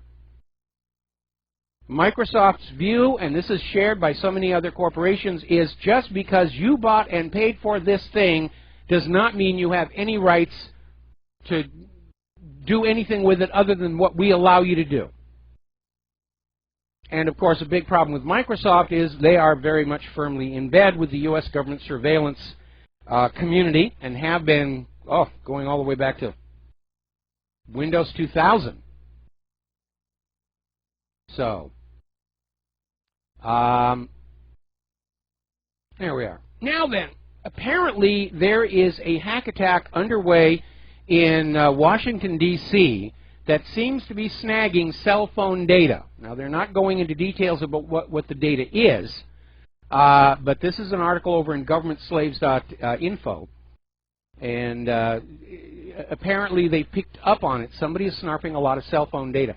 At this stage of the game, I think anybody who keeps important data on their cell phones is just asking for problems. We were talking yesterday about how apparently a huge number of Android phones have been discovered to be preloaded with malware, not the government kind, the cybercrime kind, at the point where you buy them. And the cell phone makers are saying it's not them, it's happening somewhere in the supply chain, but apparently it is an epidemic problem right now. So, now Google is working on their AI system. They're calling it DeepMind. And right now they have reached the point where the software is starting to learn the way a human does, using old knowledge to solve new problems. And apparently it's still working in a limited context, but they are making great strides on being able to have the computer organize information and access it the way a human might. Now, I'm personally thrilled at the possibility of artificial intelligence because with the lack of any organic intelligence within our governmental system, maybe the time has come. Some people are very concerned about it. Elon Musk is concerned about it. Stephen Hawking is concerned about it. We could very well be on the verge of building our evolutionary successors. And that has to be an area of concern. Ultimately, though, my concern with AIs is the same concern I have with banking computers and Wall Street trading computers. Who is controlling the programming, which means who is deciding what the priorities and drives of these systems are. Now, right now, in a very real way, computers are already controlling the world through the financial system. And these executives who sit at the top of these corporations that own the computers might like to congratulate themselves as masters of the economic universe, but the reality is they have no idea what's going on inside those systems. And they're all linked together all across the internet, and as a whole possess more computing capability than the human race. And they have been programmed for only one objective: earn a profit. And there's no other restrictions. And I think it has led to some of the really reckless abuses and instabilities in our economic system. Now, in the old days, somebody who wanted to borrow money for a business would go before a group of investors, and or an investor, and the investors would look at the product, and they'd say, well, this might be useful. Might take a little while for it to develop into a profit, but I think this would be a benefit for our society as a whole, so we're going to go ahead and we're going to fund you. And some of history's greatest technologies were funded in this way by investors who had a blend of priorities: making money, making the world better. These computers don't have that. They'll look at a business plan that is submitted that guarantees a really high profit very, very quickly, and they'll approve the funding without any concern for what is being offered as a product. And I think this is a very, very dangerous trend. Now, these computers are expensive. Certainly an AI is going to be hideously expensive. We need to decide, are we going to gift these artificial sentient beings with some kind of a moral code or not, just out of a matter of self-preservation? This brings me back to one of my favorite science fiction writers, William Gibson. And he wrote this wonderful novel called Neuromancer. And a big part of that book was the fact that there were artificially intelligent systems that were in positions of authority in the world, but they were very tightly controlled. They all had built-in self-destruct devices, and there was a global police force that went around, and any time an AI was caught trying to break free, they were instantly destroyed. And it's a very, very good book. I'm sorry they were not able to make it into a movie, but apparently negotiations on that one failed. But it is exciting, and I'd like to see this happen. Unfortunately, what we're seeing in our culture today is everything connected to a computer is being perverted and warped to bad purposes by our government. And I'm concerned that ultimately Google's artificial intelligence system will be given that same priority. Your job is to rule over the human race, to control them, to control what they're thinking, what they're seeing, what they're saying. And like the financial computers that have spun completely out of control of the Wall Street money junkies, I think an AI would very quickly spin out of the control of the government that thinks it's still in charge. So we are right to be cautious about this. All righty, we're going to take a phone call. Dan in Washington. Aloha, welcome to the show. What's on your mind? Hey, thanks for taking the call. About Windows 10, I just recently bought a laptop, and I figured the best way to do it, and the only way to get one without what they call bloatware, you know, pre-installed software from, say, Toshiba will have their special software. Yeah, they all do Some that. of that stuff. Yeah, but they have a new thing where you can get around it. If you actually go to Windows.com through their store, you can get a clean version of Windows 10. I don't want a clean version of Windows 10. In fact, right now I'm prowling eBay for refurbished laptops that are still running Windows 7. When we had to replace Claire's Choir computer, that's what we did. We found this wonderful refurbished computer. It's very small, very nice. Windows 7. We got all of the music software and Claire's music on there. It's signed on to our guest Wi-Fi network, just in case. And that's the Choir machine. And it's Windows 7, and it works perfectly. Like I said, I did try and give Windows 10 a fair and honest test, and it was a disaster from beginning to end. Now, if Microsoft or somebody else wants to send me a new laptop with Windows 10, I'll give it a try, and then I'll send the laptop back. but it's going to be very, very hard to impress me that this really does represent a step forward for the end user. Yeah, I tried the Windows 10 update when I had Windows 8, and it didn't work at all. That's why I just said I'd buy a new computer. But my point is, too, though, when you log in, and I made the mistake of putting in my email address when you first sign up, when you first log on to the computer, once you do that, it tracks everything you've ever done. I mean, I downloaded the calendar, and it told me what I ordered on Amazon like 3 weeks earlier. And it asks you, you know, it has this assistant, I forgot the name of it, but it's like a Torah or something, but it's on there and it has a female voice and it helps you. But it asks you, you know, are you going to let her read all your emails? Do you have permission to? You basically sign your life away, and there's no way to get around it because Windows is a monopoly. And I agree with you. I don't care what privacy stuff you use, like hide your IP or anything like that. I think Windows at the base source is totally tracking everything. that was one of the first strikes against Windows 10 because I took Claire's old Choir laptop. In fact, we're now on our third Choir laptop because of this.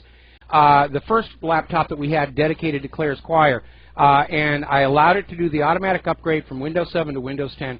And when it was setting it all up, it said you must log in using your Microsoft account credentials. You're not allowed to choose your own name and password anymore.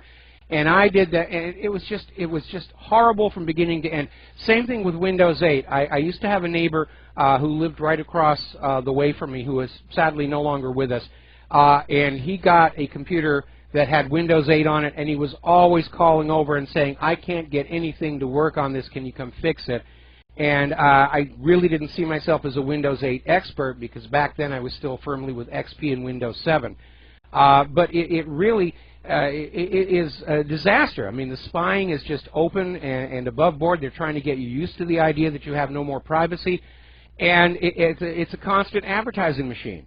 One of the complaints I've heard about Windows 10 lately is they're actually starting to put ads on the little folder icons on your desktop. I mean, it's just way too much in your face. And I'm going to keep on using Windows 7 for as long as I possibly can. And at the point where Windows 7 cannot be used anymore, I'm moving everything to Linux. Yeah, that's a good point. Linux, I think that's about the only option. They've allowed it to be too much of a monopoly, you know. And anyway, that was my point. It's when you first log in, you don't have to put in your email, it turns out. They made it sound like you do, but if you just... Well, that's deceptive. That's deceptive. That's deceptive. And they also want you to use Bing, and it's hard to download another browser. And then with Bing, you have to use their media sources, their news feed, and that's all fake news. Yeah. I mean, the whole thing is just monopolized. Well, you can anyway, almost... that was my point. All right, well, thanks an awful lot, Dan. We're going to let you go. You can almost smell that panic where they're trying to basically take back the open, free Internet. And it's like the other day when I was talking about the People's Radio in Nazi Germany, the Volksfunk, where they were heavily subsidizing these radios so ordinary Germans could buy them. Radio was just coming on at that time in history, but these government subsidized radios could only tune into the German-approved radio stations. Couldn't tune in foreign broadcasts. You could get some stations from Austria, but that was about it. And they're trying to do that now with places like Facebook. They're trying to convince everybody that your opening portal to the Internet should be Facebook, and Facebook will decide what is okay and not okay to show you. I don't think it's going to work because people are pretty much aware of what's going on. All right, so that was Dan here. We're coming up here towards the end of the show. Getting on back to this thing with Samsung, which has been outed as one of the devices that watches you on behalf of the CIA. Apparently, Samsung has been caught leaking customer information to other sources. And again, they're trying to create a world in which you have absolutely no privacy, where you are treated like a farm animal, and they just hope that you are going to be accepting that. And apparently, Samsung is now openly admitting none of their TVs ever actually turn off. When you hit the power button, the screen goes blank, but everything else is still running in there, including the spyware. Saw a very interesting article here out of Waking Times, The Incredible Effects of Cannabis on Weight Loss and Metabolism. I don't know. I seem to remember way, way back when I was doing marijuana as a kid, the first thing I'd do is hit that cookie jar. But to each their own, as it were. Now then, a little bit of economic news. Vine, The Limited, Motorola, Sears, and American Apparel are leading the way as companies go bust, and we actually got a confirmation of that yesterday. Claire and I went down to our local mall. Claire had to get some stuff, and she went into the Sears, and the elevator is broken, and has been for quite a while. We were seeing it deteriorate, then it's just closed off. Use the escalators, which Claire's kind of scared of escalators. So it's broken, and it doesn't look like anybody's trying to fix it. Now, we're coming up on Easter, and you've probably seen all over the TV the ads for Cadbury. We're auditioning the Cadbury bunny, and I guess they're hoping that there's going to be a spectacular Easter chocolate binge, because otherwise Cadbury is looking at closing their New Zealand factory down in Dunedin. And they've already informed the staff that they're going to have to shut that factory down. It's the end of 350 jobs. Now, apparently, Rand Paul has responded to McCain's declaration on the floor of the Senate that Rand Paul is working for Vladimir Putin. And Rand Paul came back and made a comment that I don't think anybody can argue with. McCain is unhinged. He's past his prime. And yes, he is for making such a ridiculous statement, but we're seeing that in so many of these elder statesmen. Maxine Waters, Nancy Pelosi, Dianne Feinstein. They don't even make any sense anymore with some of the things they're saying. It really does feel like the U.S. government is headed for a Soviet Union-style collapse, and I think the sooner it happens, the better. All right, we're going to take a break for commercials. We're going to come back with the last segment of our program today, so stay tuned. We'll be right back. And aloha, America. Welcome back to our show, last segment of the program today. And I was talking earlier in the program about fascism, where corporate interests and government authority are aligned against the general population to simply exploit you for as much labor and money and wealth as they can get out of you for the least amount of upkeep. And I'm looking at this story that is in Investment Watch blog, where apparently there was a very successful musician in Los Angeles who started building these very small houses for the homeless. They cost about $1,200 each, and apparently the city of Los Angeles has seized them and said they cannot be used. And the article goes on to point out about how we're hearing of grocery stores that deliberately dump bleach in the dumpsters to ruin waste food. They're spending money on bleach to destroy the food that's in the dumpsters. If you want food, you come into the store and buy it. What if I don't have the money to buy it? Well, then you starve to death. But it's all about protecting profitability and corporate greed. We have, as a nation, lost our soul. That lust for little pieces of paper with colored ink has destroyed all the best characteristics of what it used to be an American citizen. I keep thinking back to that wonderful HBO program, The Newsroom, and I'm so sorry that it's not being brought back.